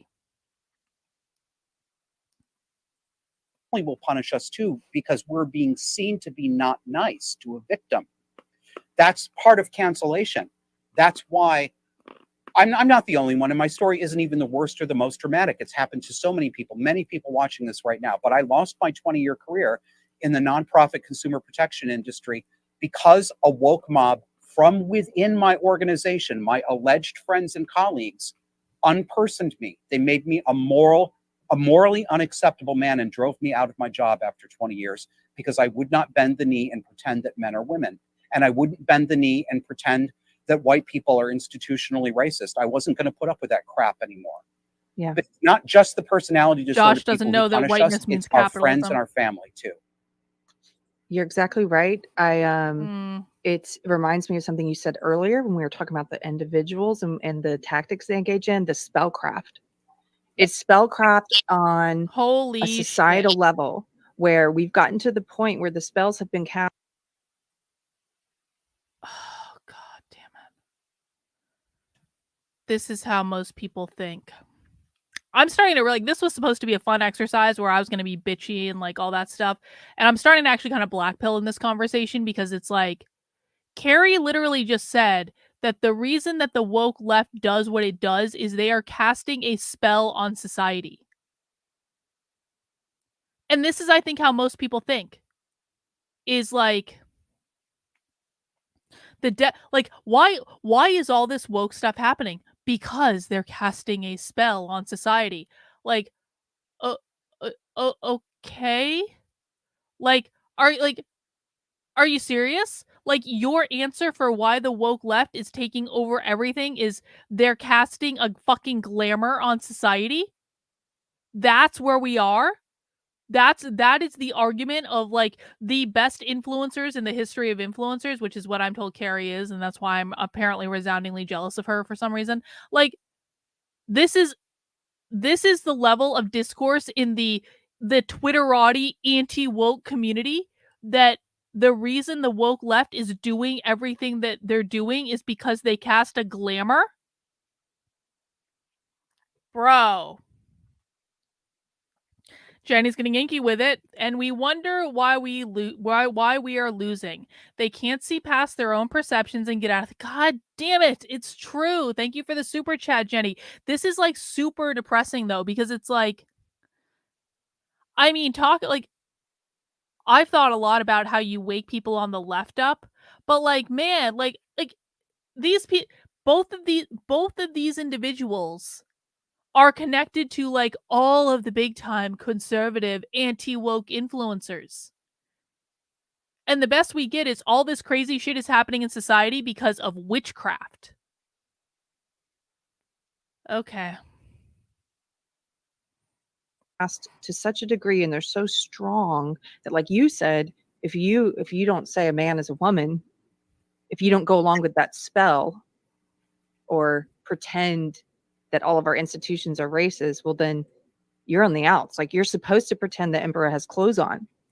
Yes. Your wounded bird strategy, what an excellent name for this tactic. And it strikes me that you're describing what you talked about earlier as covert narcissism, where you're pretending to be a victim. I'm going to give you another analogy with the wounded bird. You made me think of Ted Bundy, broken wing. He pretended to have a broken arm. He would go to parks like a predator, literally. Use a crutch. He used a crutch. Fun fact, Keri once said that I was planning to literally hunt her. This is a true story. I documented it on the Substack, survivingkerismith.substack.com. Keri once reported me to locals saying that I was forming a literal hunt. Keri told locals that I was using my locals community to form a literal hunting posse, that I was creating some sort of cult on locals where I demanded adherence to the cult, and I was using it to form a literal hunting posse where we were going to hunt Keri like an animal, and then she called me Charles Manson with a YouTube channel. I have all this documented. Just saying. Hey, a predator literally pretending to be a wounded bird to fool sheep, like fool women, to help him out, to get to into his car. Bot remembers that happening. This is really happened. I'm really glad you brought him. Thank you for reminding me of that. That's a great connection, Keri. That's the perfect example of this. Not only that, he also drove a VW Beetle, which back in those days meant that you were a kind and sensitive man who cared about gas mileage. Yes. You don't think that was a deliberate choice? Yes. Think again. But this is particularly important for women to understand. Women are especially vulnerable to this tactic, not just from a Ted Bundy, but from anybody. Women in general, there are always exceptions, and my tagline is, you supply your own not alls. I'm not going to not all everything for you. You're all grown-ups and you can all do it for yourselves. Women generally are more empathetic. They are more likely to identify and to feel the feelings of other people. It's not connected to the necessarily maternal and true. nurturing instinct. This is part of our evolved sexual psychology. It's normal and natural, but it can be perverted, just like the male propensity to be. There is a slight significance in women being more emotionally open than men, but it is slight. It's like not even to like really statistically significant. Men do a better job of hiding it because that's a social construct. I'm not even joking when I say that. Men do a better job of hiding it because they're taught that they can't cry and show emotions and that sort of thing, because that's not masculine. But men do have emotions and men do have empathy, and men can pick up on this stuff just as much as women. They just do it in different ways. A protector, and to be a protector to the point of physical violence to protect your family, can also be perverted into violence against targets who don't deserve it, right? Women's empathy can be, apparently and Ted frankly Bundy was has been woke. almost entirely hijacked in the West right now. Women are allowing themselves to be sitting ducks for this. There's a reason why we call this a feminized society. Woke is feminine. Woke No, it's deals not. in feminine and female currency. It's feelings, it's self-esteem, it's, oh my God, I don't want to be seen to not be, I want to be Lady Bountiful. Feelings. I am the nurturing mother who cares for all the wounded little chicks, right? So anybody. Does anyone who watches Socialism Saturday get the impression that the socialists who invented all this woke shit, like, does anyone get the impression on Socialism Saturday that they're dealing all in feelings? Because that's not what I would describe on your average Socialism Saturday. And again, socialism is the origin of like all this woke bullshit. I'm not saying again that useful idiots don't deal in feelings. I think a lot of them do, but I don't think that feelings are the main currency of the woke left. Yeah, like no, power hungry. Hang on, power hungry. Exactly. Like no, like they don't. Like that's just not true. Again, that's a lower level like thing. That's not where the ideology comes from. Who comes along with a sob story. Yeah, Myriad says they're very calculated even when they employ emotions. It's deliberate. Steven says no. Exactly. Women fall for this more quickly than men do, although men these days, especially men on the liberal side of the spectrum, are really adopting this sort of feminized approach too. If you've got to be very careful. You really have to safeguard your sense of sympathy. It is true that they are focused on collectivizing care, but that's a part of collectivizing society. It's not because they actually care about people. It's not because they're doing anything with emotions. It's by virtue of their collective value system. Sympathy and empathy, whether you're a man or a woman, because it's one of the easiest ways to hijack. Well, if you're a good person, if you're a person capable of doing good for other people, that's what these cluster bees go after. They take the best parts of you and they turn them against you so that you become their slave and their henchman. Yes. They actively use your empathy against you. Yeah. And to control you. What are some other observations you've had about the infiltration of this ideology in culture and society, aside from, as you mentioned, very personal to you in your life, getting canceled yourself? On the big picture, what are some events or things that you started to notice for you that helped you connect it back to everything you had experienced with a personality disordered person like your mom? Well, certainly, a lot of this did not become clear to me until after I was at a distance from it. So my big wake up only started. It took me years to get a little further away. Started in 2016. That was the year that I call it the divorce from my mother. because it was a divorce. It wasn't just we didn't speak anymore. It was exactly as acrimonious as a divorce. I had to take her to court and evict her. She lied in court, et cetera, right? But that's when I woke up to who she was. But in those days, I was still a Democrat, a lefty liberal, and pretty woke myself. You know, Keri, you and I share in some ways some similarities in terms of, We have a lot of similarities and timeline too for waking up. yeah. The election night 2016, I'll tell you a story that, well, I'm not embarrassed about it anymore, but I mean, it is embarrassing behavior. When Trump won the night of 2016, I stayed up all night crying. Me too. Okay. It's ridiculous. I look at myself and I'm just like, ugh, right? We have that in common too. I was so deep into it. I've been a leftist and a wokey. Well, I'd been a leftist my entire life. I was raised in a feminist, Democrat, leftist household. It's easy to see why I became the person I became.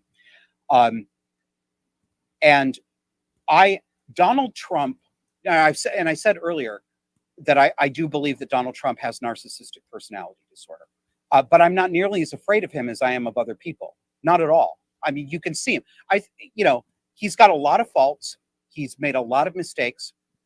He's certainly not my first choice of a candidate under any circumstances, but I don't think he is nearly as dangerous, frankly, or as actively malicious as I thought he was.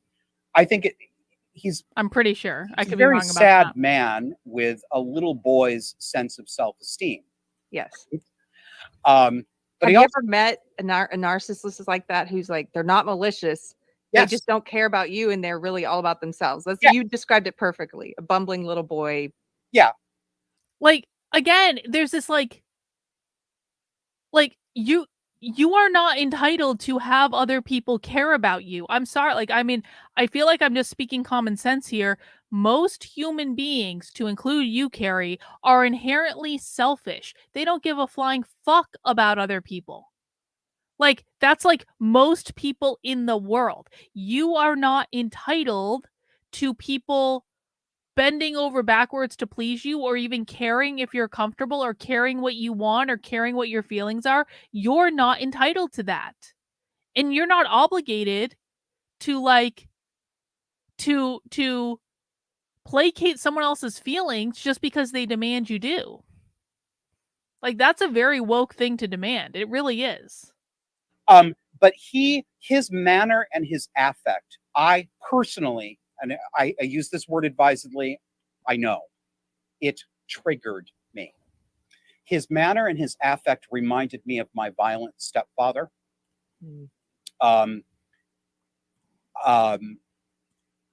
He rubbed me the wrong way, and my emotional triggers were just really activated by that.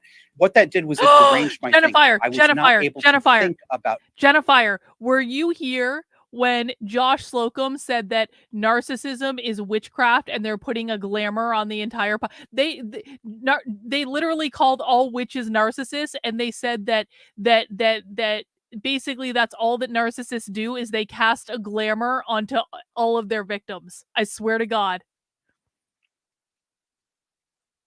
Donald Trump, I could only feel about Donald Trump. This caused me, congratulations, Jennifer, you not are a only narcissist. Suffer from what people call Trump derangement syndrome for a couple more years, but it also caused me to split and to see the Democrats as white knights, right? I hope this is an illustration for people of how a person can change his mind, even in a very radical way. Those debates with Trump and Hillary on the stage, I'll tell you something else embarrassing. The best. I actually perceived Hillary Clinton on that stage that night as soft and maternal. She looked to me like Mrs. Brady from the Brady Bunch. Wow. Well, that was dumb. I wanted a mommy. I wanted a mommy who would love and take care of us and make the bad man go away. That's perverse. Hillary Clinton, in my opinion, is a stone cold sociopath. Mm-hmm. A wicked, wicked person. Listen, like, I'll say this though, it really does say something about the fact that our perception can change. You can perceive some like there have been like, okay, so like an example I'm thinking of right now, this is a horrible example to use. It's 2 a.m. I'm gonna admit that this is a horrible example to use. Like, there was this guy that I thought was like the most beautiful person I'd ever seen. And like he and I I really I perceive I was like, "Oh my god, this guy is so beautiful," like whatever. And then he and I like had a little thing and nothing bad happened. I still I don't have nothing bad happened between us. It just like sometimes things are meant to last and sometimes they aren't. It's like there's no problem, there was no fight, there was no nothing of that. But like my literal perception of his appearance changed after we kind of like just drifted apart. And then I saw a picture of him like maybe like a month or two after that had happened, and he physically looked different. And I was like, why did you think he was so beautiful? Because like now I'm not saying he's like ugly because he's like not, but like I was like, why like you aren't even attracted to him really? And it's just like the oddest thing about perception that like you can perceive something one way and then like you get a little bit of new information and then all of a sudden you perceive it in a completely different way. And I think that brings up interesting questions just about like, you know, we can always perceive things in more than one way, and how can we change our perceptions when we're in situations where it is not advantageous for us to believe one thing. And so like if you just change it, like okay, maybe like I want to kill this person right now, that's probably not the most productive thing, so can I find something to love about them? I don't know, it's an interesting question. I was that fooled. So it took a couple of years after that, but I began to see after that extreme reaction, when I saw the emotional extremity in almost all of my friends, Oh, male and myriad. female, about Donald Totally. Trump. And then I started paying attention to some news sites and some commentators that I would not have listened to before. I wrote them off as bad Republicans. And they actually had tape and they actually had recorded statements. And they said, listen to what Donald Trump said, and then look at what MSNBC claimed that he said, and tell me if you think that they are the same thing. They weren't the same thing. I realized this is true. It's not a political opinion. This is objective fact. The media has lied so badly to people on the left because the mainstream media is so left. Almost everything I believed Donald Trump had done wrong was a lie. It never objectively happened. Yep. That I'm not saying he's perfect. I'm not saying he didn't make mistakes. There are things he did that made me furious. But most of what I was told was emotional. It wasn't real. And the more I saw of this, the more I saw that it was going on across the board, Keri. Was it like that for you? Yes, it was very much around the same time, 2006. What's funny is that Keri and Josh have had this exact conversation before, and they're just pretending they haven't had the conversation before for like content on the internet. Isn't that funny? They've had this conversation before, probably many times on many different shows. There's like they're pretending that like it's just like a new thing. 16, dealing with personal stuff, Have a figuring good out a one, lot other about Jenny. my childhood, having read the book Understanding the Borderline Mother. There was a lot going on, and figuring that out, it sort of coincided with this is why when people ask me, Oh I have a god, this has friend happened to who's me so many times and or a I'm like, family "Oh, member of honey, someone you're who's so woke dumb." or starting to get into woke and they're being spellbound by it, almost how do I wake them up?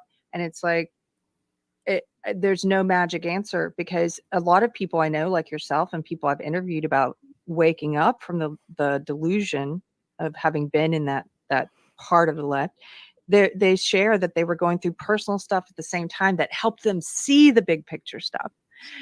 So it's like, unfortunately, I'm like, maybe your woke girlfriend needs to have a breakdown. Like, that's not a good answer, but Well, like, it's not the answer people want to hear, but it is in yeah. fact usually the correct answer. I'm sorry to tell people this because it isn't what they want to hear, but I do believe it's true. Night Tinge. I I could not change, and I don't think I would have changed unless I had been thoroughly psychologically broken. And the break with my mother broke me. I had to face my worst fears. Wait.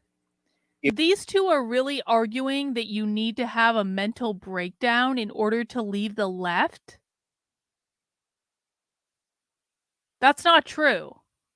I'm sorry, that's just not true. Plenty of people have woken up because they saw something weird, like they have a cousin that showed that they loved and trusted and showed them something. They, like me, like social justice took over my knitting community and I was like, what the fuck's going on? Like, there are plenty of reasons that people wake up that don't have to do with a nervous breakdown of some sort. Now, I'm not suggesting that that can't help, but like, it's all about cognitive dissonance and creating enough cognitive dissonance. And like at some point with cognitive dissonance, you either got to go one way or the other and letting those ideas percolate and just like slowly like taking in new information. And once you see something, it's harder to unsee it. But that's just, again, this is like irresponsible. You don't have to have a nervous breakdown in order to wake up and red pill and leave the left. It was, that year was the worst time of my life. It was, yeah, exactly. That will surely encourage people as to close leave. to being actively suicidal as I've been Motivating since I was talk, 13. Dark humor here, folks. Get used to it. Dark, yep. I had a nervous breakdown. I had what people call a nervous breakdown. It was the worst thing that ever happened to me. I had to confront reality, and the reality was that my mother did not love her children. Maybe never had loved her children because she's not capable of it. Yes. People are not capable of love. But I survived it, and I actually am thankful. I don't ever want to feel that way again. I hope I don't have to. But I'm very thankful that happened to me because it was the best thing that ever happened to me. It set me free. If I could face that, I could face anything, and I did.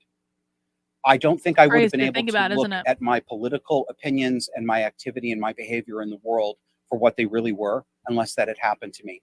Yes. And I don't think I'm that atypical. I think that for most humans, we have to be up against the wall, or the term we sometimes use is we have to hit rock bottom before we change. And unfortunately, I think that's true, individually and societally. Yes. Okay, there's so many things you're making me think of here. One is that sometimes I describe it as, because if you think about it, I talked to Peter Boghossian a few months ago, who I think you should talk to if you haven't already.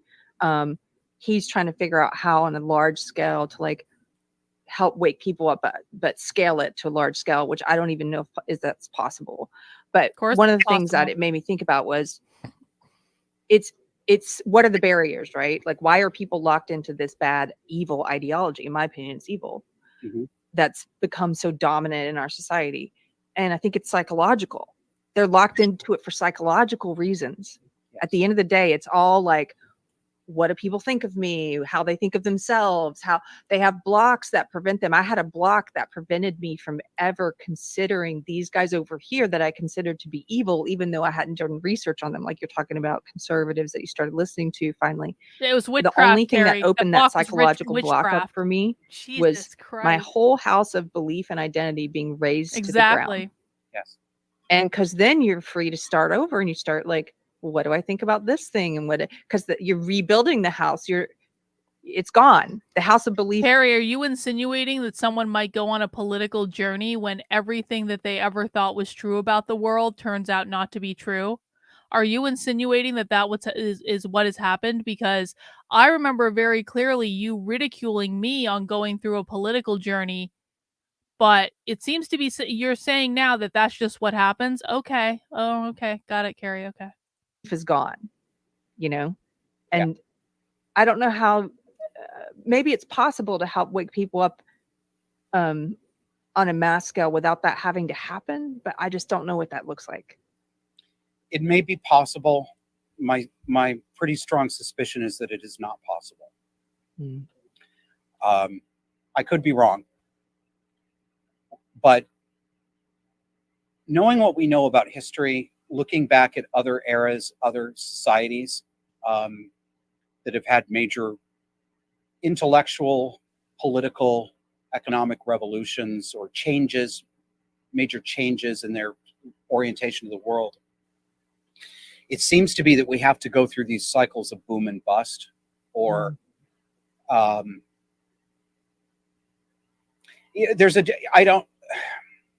I think the individual psychology does scale up. I think you can use that as a reasonable lens through which to look at what may happen on a societal level. But there's a point somewhere, and I don't know where it is, where it's going to break down and it's not going to index neatly anymore. And I'm not sure where that is, but I do suspect. I don't know. Do you know, Keri, do you know very many people, or have you observed or even read about very many people who had a wholesale change of political view or moral view, who did not face some extreme situation and challenge and test that got them there? No. I know people who faked it.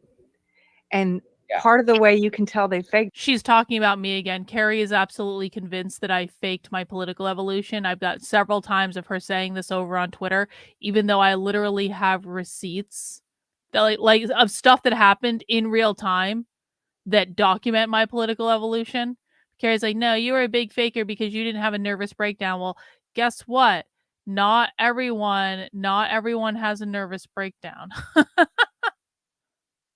Did is because it happened so fast and there was no long traumatic thing leading up to it. Oh, this is why Keri thinks I just faked everything, because he's like, she just went to a Trump rally and changed everything, where Keri just like actively, I'm sorry, I'm like working through my feelings on this stream about, like, I feel like I'm in a much better place to work through my feelings over like all of the bullshit that Keri inflicted on me.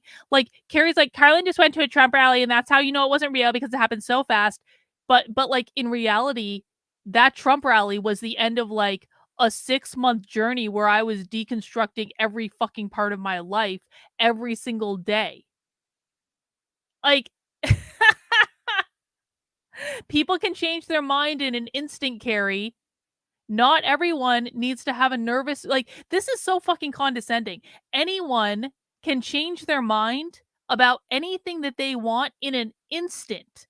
You're honestly telling me that your sales pitch to waking up the left is like, congratulations, you all need to have a really traumatic nervous breakdown. Doesn't that sound appealing? Not everyone that wakes up to the bullshit of the left has a really dramatic nervous breakdown, Keri. That's just like factually true. My journey took 6 fucking months.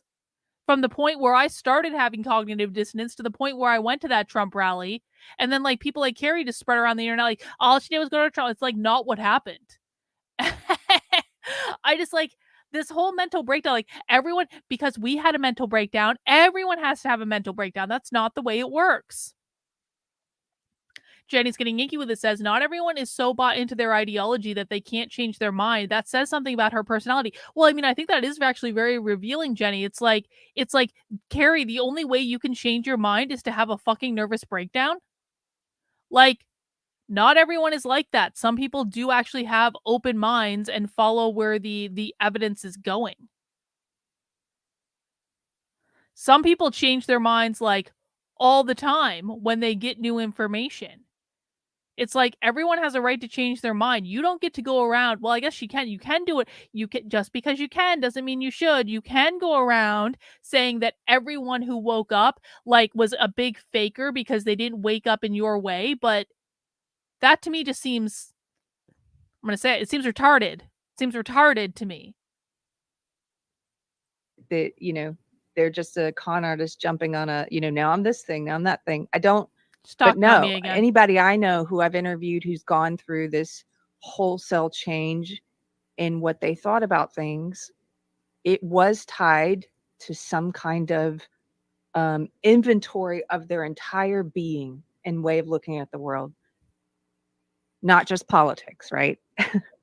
Yeah, and so everyone must have it the same way, Keri. Could it be that you just attract mentally unhinged people?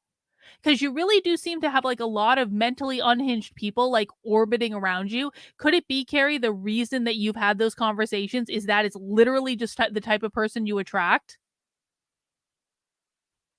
On God, this actually explains so much about like why even though I have literal receipts that happened in real time of like, here is the literal process that I went through like, of my, like, evolution. I was posting about it all on my Facebook page. Keri's like, "Carlin's a big faker." It's like, there's literal evidence, but she can't see it because she really has convinced herself that everyone needs to have a nervous breakdown. And you said, you said It's before, explaining you so observed much. that I'm an atheist. I know you're a Christian. Because I literally, okay, I'm making this all about me, so I'm clearly a narcissist, right? Like, I literally could not understand. I was like, this is like, I was watching and interacting with Keri's community when I was red pilling. Keri, the show that Keri was on that she got fired from and later got sued for defamation. Like, the show that Keri was on was like an integral part of my red pill experience. Like, I was interacting in their communities for months before I went to the Trump rally. It's not as though Keri wasn't aware of this. It always confused me why, like, she was like, how could she possibly call it, like, a fake experience when she was literally there when it was happening? I was like, "Now I understand it. I didn't have a nervous breakdown because I wasn't a mentally unhinged person. I just wasn't paying attention." I'm not a believer. I used to, yes, I used to be in the new atheist set of obnoxious people. That was me. I'm kidding. um, I I won't rule anything out. I'm still not I don't think I believe in God or the supernatural, but I'm not going to say that my mind won't change. It may well change. What I do know is Keri, could it have been the fact that I did a metric ton of ayahuasca in the years leading up to my political journey? Could it be the fact that I had, like, done deep spiritual work for years, going on multiple retreats multiple times a year, going out to Sedona all the effing time? Could it have been the fact that I went on my own evolution before I ever even met you, that you were not aware of, that ultimately led to my political revolution? Could that be it, Keri? Or are we just expecting that, like, do people's personal evolutions have to happen on you? I'm actually pissed off about this. Do people's personal evolutions have to happen within your fucking timeline? Otherwise, you're going to run around the internet calling them a faker and a fraud for years? God damn, these people are so fucking unethical. that change of mind and change of heart for me was so deep and so profound that if I were a religious person, I would call it a religious or spiritual awakening. Yeah. And I don't mean that I know that sounds melodramatic and it's like, I had an awakening. I don't mean it that way. But it was that deep and that profound. It changed entire orientation to the world, not just politically, but morally and emotionally. Didn't make me a perfect person. I'm still short-tempered. I'm still emotionally reactive. I'm still scornful. It's good to have a little edge like that, a little bit of scorn. A little. But, I think that experience that I had, whether I attribute it to God or not, has got to be in the same family or is the same kind of thing as somebody having a religious awakening or, I think it was. Can I say something that I don't intend to be condescending? I'll just say up front, and just so I think okay. I think God is truth. God says I'm truth. I'm the way, the truth, the light. Mm-hmm. It took me a while. I've been thinking about this for a while to kind of try and wrap my head around that, because I think there's so much about. I do believe in God, so sure. I believe we can't understand God, and we try our best with words and images and cathedrals and stuff to Keri pay tribute to and try to explain what God is.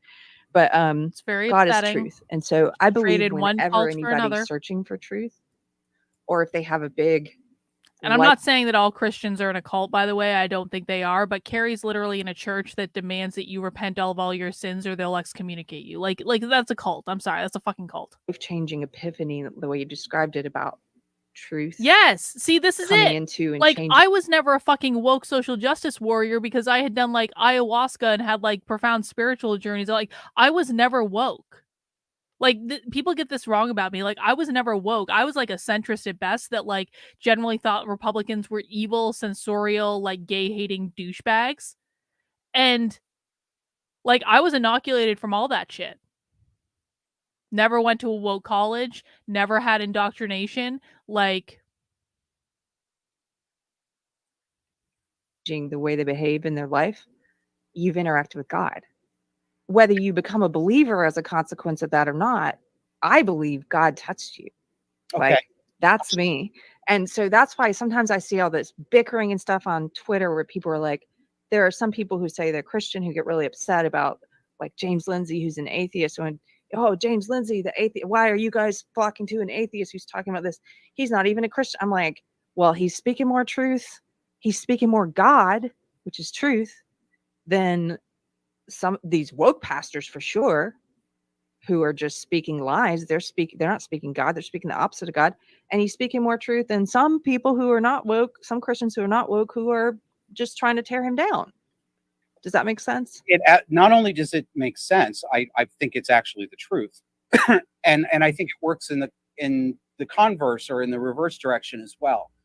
I don't think it's a coincidence that the kind of people that I find myself gravitating more toward in conversation, and people whose judgment I tend to trust more, are turning out to be religious people, Christians, not exclusively, but I now feel that I have more morally and ethically in common with an honest practicing Christian, not a poser, but an honest person who's trying to do his or her best, than I have with most people in the secular left world that used to make up the majority of my friends.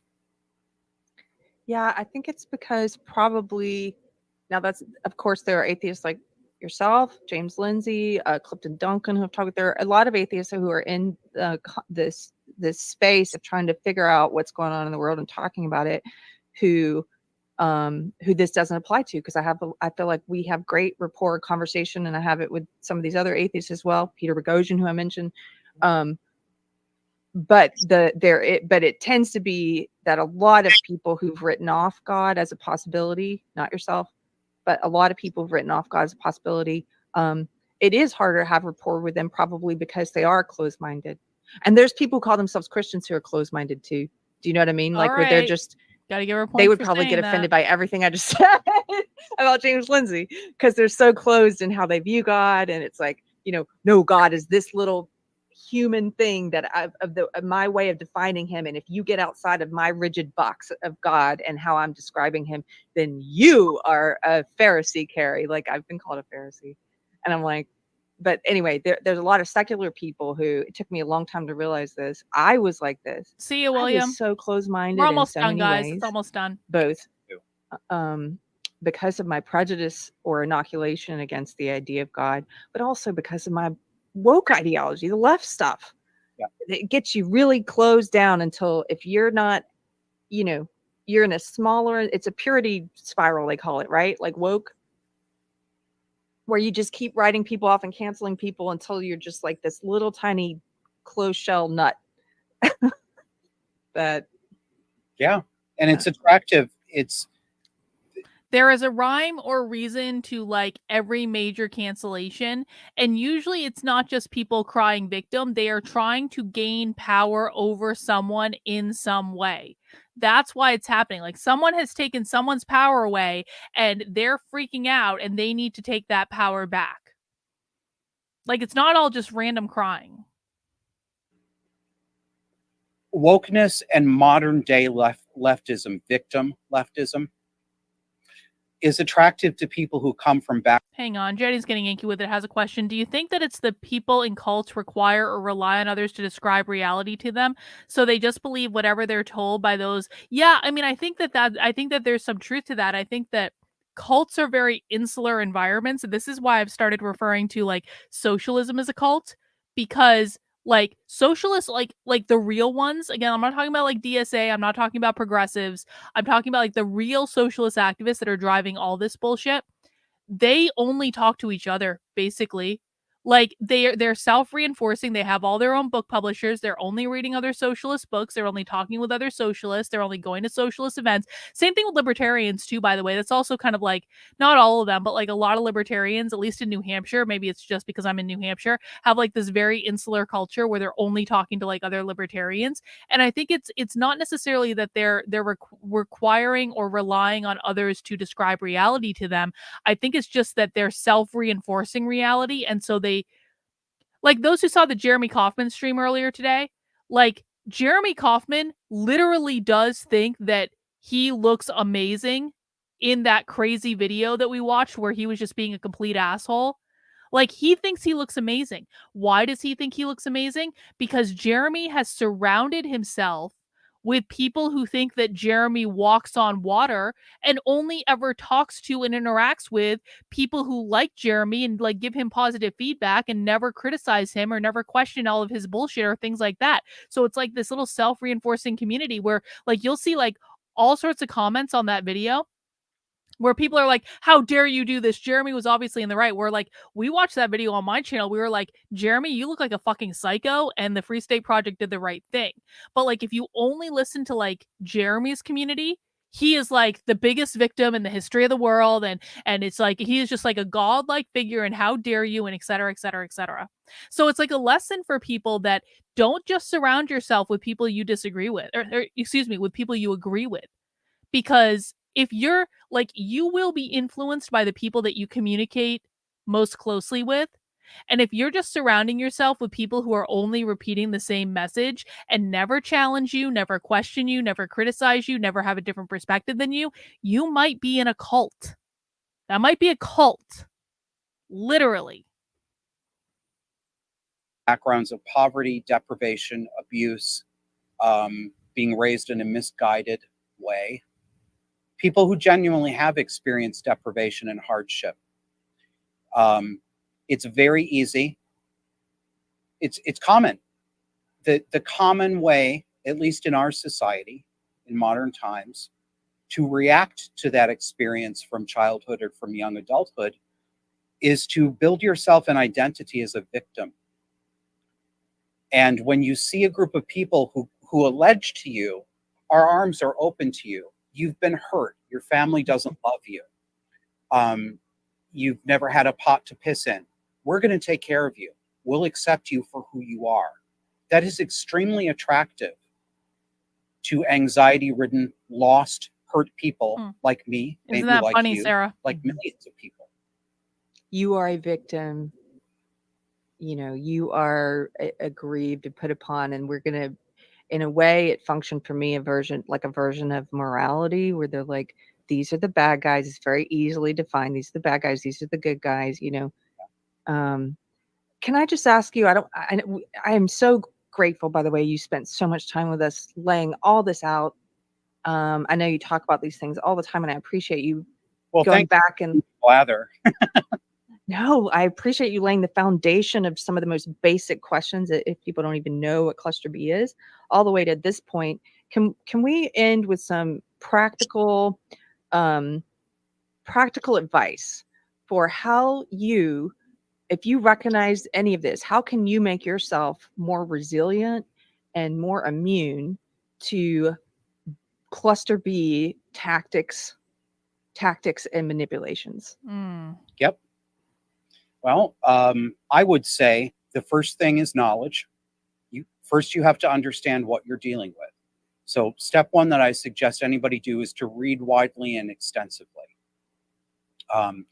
Get some books that deal with these character syndromes. I'll give you some suggestions. You've mentioned a couple of them. Understanding the Borderline Mother by Dr. Christine Ann Lawson is, in my view, the best available book on borderline personality disorder in the family. It was a revelation to me. They really didn't. They really didn't. Very like, good. It's almost like neither of them really know what they're effing talking about. Isn't that disappointing? Spent the whole episode waiting for them to talk about it. All right, guys, we got about like less than 10 minutes left, so hanging in at 2:30 in the morning. Thank you for attending this here late night stream. I don't always stream Nitwits late night, but I do every once in a while. So make sure you are subscribed to the channel. Make sure you have notifications turned on if you would like a notification when I'm streaming impromptu at night. And I hope you'll come join us at 5 p.m., which is my regular streaming time, Monday through Friday, 5 p.m. Saturdays, we do Socialism Saturday at 6 p.m. Come hang out sometime. Readable introduction to the idea of character and personality disorders. As I said, George K. Simon is an author. He's written several books. The ones I'm most familiar with are Character Disturbance and In Sheep's Clothing. Another excellent book is Gavin de Becker's The Gift of Fear, that tells us what our intuition is for, how it evolved, and how we are fooled into ignoring our intuition, and how that puts us in actual physical danger. And anybody who is really seeking this out and really wants to understand this, and who reads any of these books, what I think you will find is that you'll start out by inventorying the person in your life who fits these categories. Your husband, your wife, your mom, your dad, whoever it is. But you will also find, it may sneak up on you, that you are going to start inventorying your own character too while you do this. And so some parts of it will be difficult. You're going to learn some things about yourself that aren't very nice. That's part of the process. It is to your benefit. You will come out on the other side glad that you did. Boundaries. Boundaries are extremely important.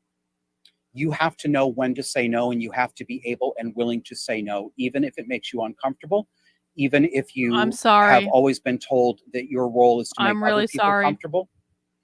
If I have to suffer, you have to have a limit to what you will and will not tolerate from other people in your life, whether they're professionals, loved ones, any of these things. Cluster B people, or people with strong helpings of cluster B traits, will test you and try you repeatedly. They will. You know what the best ever Sassy Saturday moment was, I think? Was when we were, for those who don't know what Sassy Saturday was, don't worry about it. But like we were we basically told Deb that she needed to find a man to dominate her. And then Deb, this is Deb Philbin. Deb, like we streamed Keri and Deb Philbin one night, and we literally told, like, our advice to Deb was like she would like have so much like of a better time in life if she just found a man to dominate her, just so she could like let go for a little while. And Deb, of course, interpreted this as like, they're saying I should be assaulted. Like, no, Deb, we were talking about like it being consensual. Like, you'd agreed to be tied up. It's all like you'd set boundaries and all. That was like, and also that time I made an out of context clip of Deb as revenge for all the bullshit she'd done to me, where she was just like saying something like that she like it was something about her daughter like not being a good mother or something like that. It was a completely out of context clip. It was probably a bitchy move for me to make it, but Deb was kind of a bitch, so she deserved it. Anyway, Sassy Saturday was actually the precursor to Socialism Saturday, where Alex would come on the channel and we'd basically like watch streams and complain about them and be like gossipy and bitchy and stuff. And we used to do that every Saturday. And then Alex got really busy with work and decided he didn't want to do it anymore. And so that's when Sassy Saturday actually transitioned into being Socialism Saturday, which was probably an improvement, if we're honest about it. It was a necessary improvement, but sometimes I do miss Sassy Saturday, I have to admit. Entangle with you. They're going to seek out I'm your an overbearing vulnerabilities. parent. If one That's what hook the doesn't quote work, was. they're going to Good grab memory, onto John. another hook, right? This was the out of context clip of Deb. It was, I'm an overbearing parent, just over and over, like on loop. And I put it on Twitter. Deb was so fucking pissed. Oh, that was the best. It takes time and it takes practice. You're going to make some mistakes, but decide what you will and will not tolerate, and then back it up. Not another chance over and over again. This is what I can handle. This is what I'm not going to handle. Don't be afraid to say no. And don't let people tell you that saying no or I can't or I'm not willing to do that makes you bad and selfish. So you might be being bad and selfish in some ways, right? So, but be aware of your own bad selfishness. Yes. But manipulative people will make you feel that your legitimate needs and your legitimate boundaries are an act of assault against them. You must learn to discern between those two. This is a great list. I really appreciate it. I'm so grateful you gave us your time today. There are so many people in chat and so many things I didn't get a chance to look at, and I could talk to you for hours and hours, but I know you have a life. And just one more quick, Sellsworth, thank you very much for $1.99. Your hat suits you very well, Keri. Good choice. Thank you. I'm back to the winter hats. We are moving into winter season, and I'll have this to get is fascinators. Wait, what's fascinators? They're not quite hats, but they're headwear. Think of 30s and 40s little crown with a veil and a flower on them. I have some of these. Yes, fascinators. Oh, I didn't know that word. Okay, cool. They are two.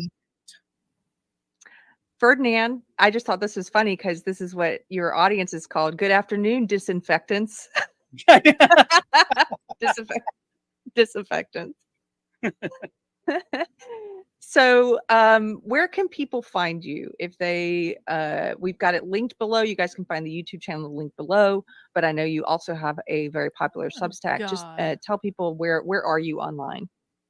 Yeah, so Disaffected is on YouTube and on Rumble. We're doing more and more on Rumble. We're liking Rumble more and more. They actually let you speak freely. So you can check us out there. Our show comes out every Sunday at 9 p.m. Eastern time. We'll be adding more. We'll be doing more audio episodes, but we're just two guys, so things come and go. And I just moved, and Kevin and I both have houses that have renovation work going on. So Substack, disaffectedpod.substack.com. And if people are interested, I also do consulting. I offer 1-hour sessions. See? He is doing it. If people want to talk about problem people in their lives, trying to figure out a family dynamic, professional dynamic, I make myself available for consulting, and you can find that at joshuaslocum.net. Unethical. Thank you very much, Joshua. Keri.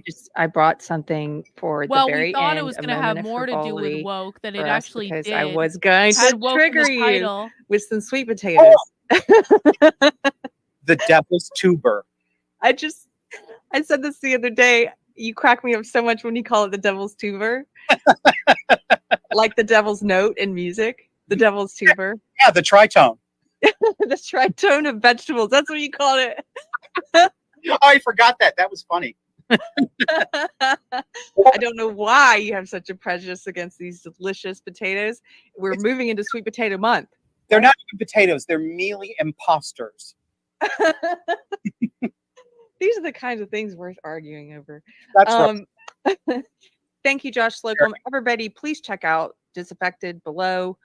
If you like the show, leave a comment, give a thumbs up. That helps our algorithm here at the YouTubes. And have a great rest of your week. I'll see you guys on Wednesday. Thank you, Josh. All right. Thanks. I guess that's the end. Take care. That wasn't as bad as I thought it was going to be. If I'm honest about it, yes, I agree, John. The moral of this story is that witchcraft is making people woke. Yeah, I mean, exactly. I want to okay, maybe I shouldn't say it's not as bad, but it was just really disappointing to me.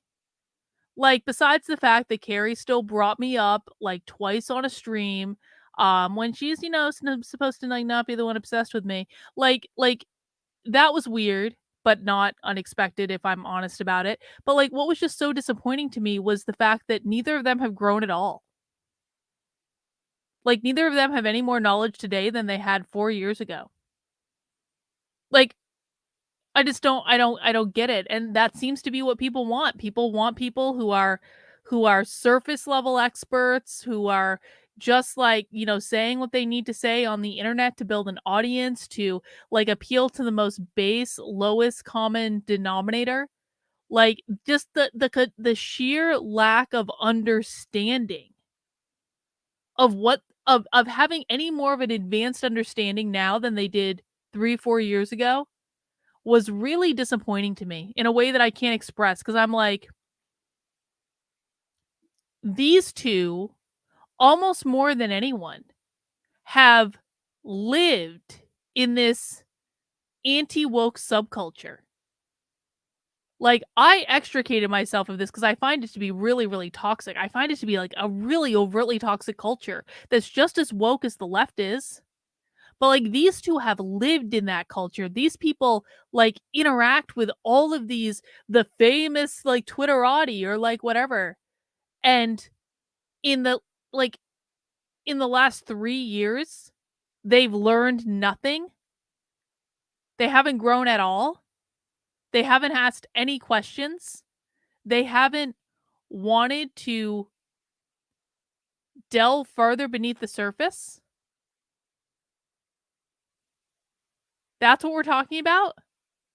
That's who's running the anti-woke movement, the so-called anti-woke movement? Well, that explains a lot, doesn't it?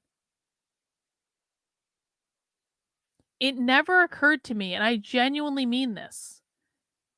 It never occurred to me that so many people would want nothing more than just like a really surfaced level, like, you know, 5th grade reading level at best, surface level analysis of what's going on.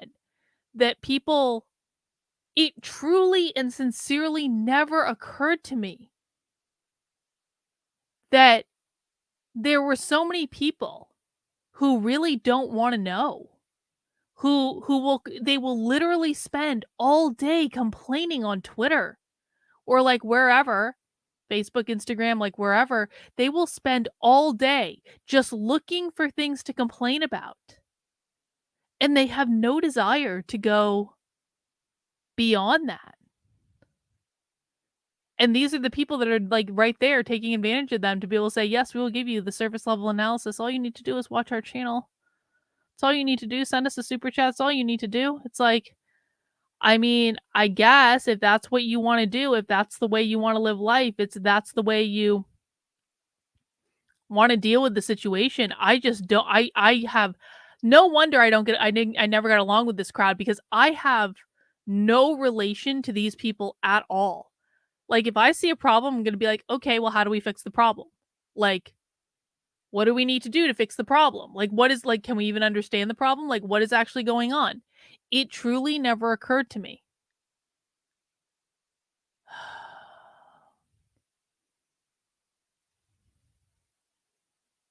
How depressing. Well, I'm sorry. I thought this was going to be a much more bitchy, uppity stream. Instead, I just got sad. But now it's almost 3 a.m. and I have to go to bed. But guys, thank you for hanging out with me on this late night nitwit stream. I hope it wasn't too boring. I hope it wasn't too upsetting. I hope it wasn't too anything. But I appreciate the company. I will be back tomorrow at 5 p.m. Guys, take care. We'll see you soon. Bye.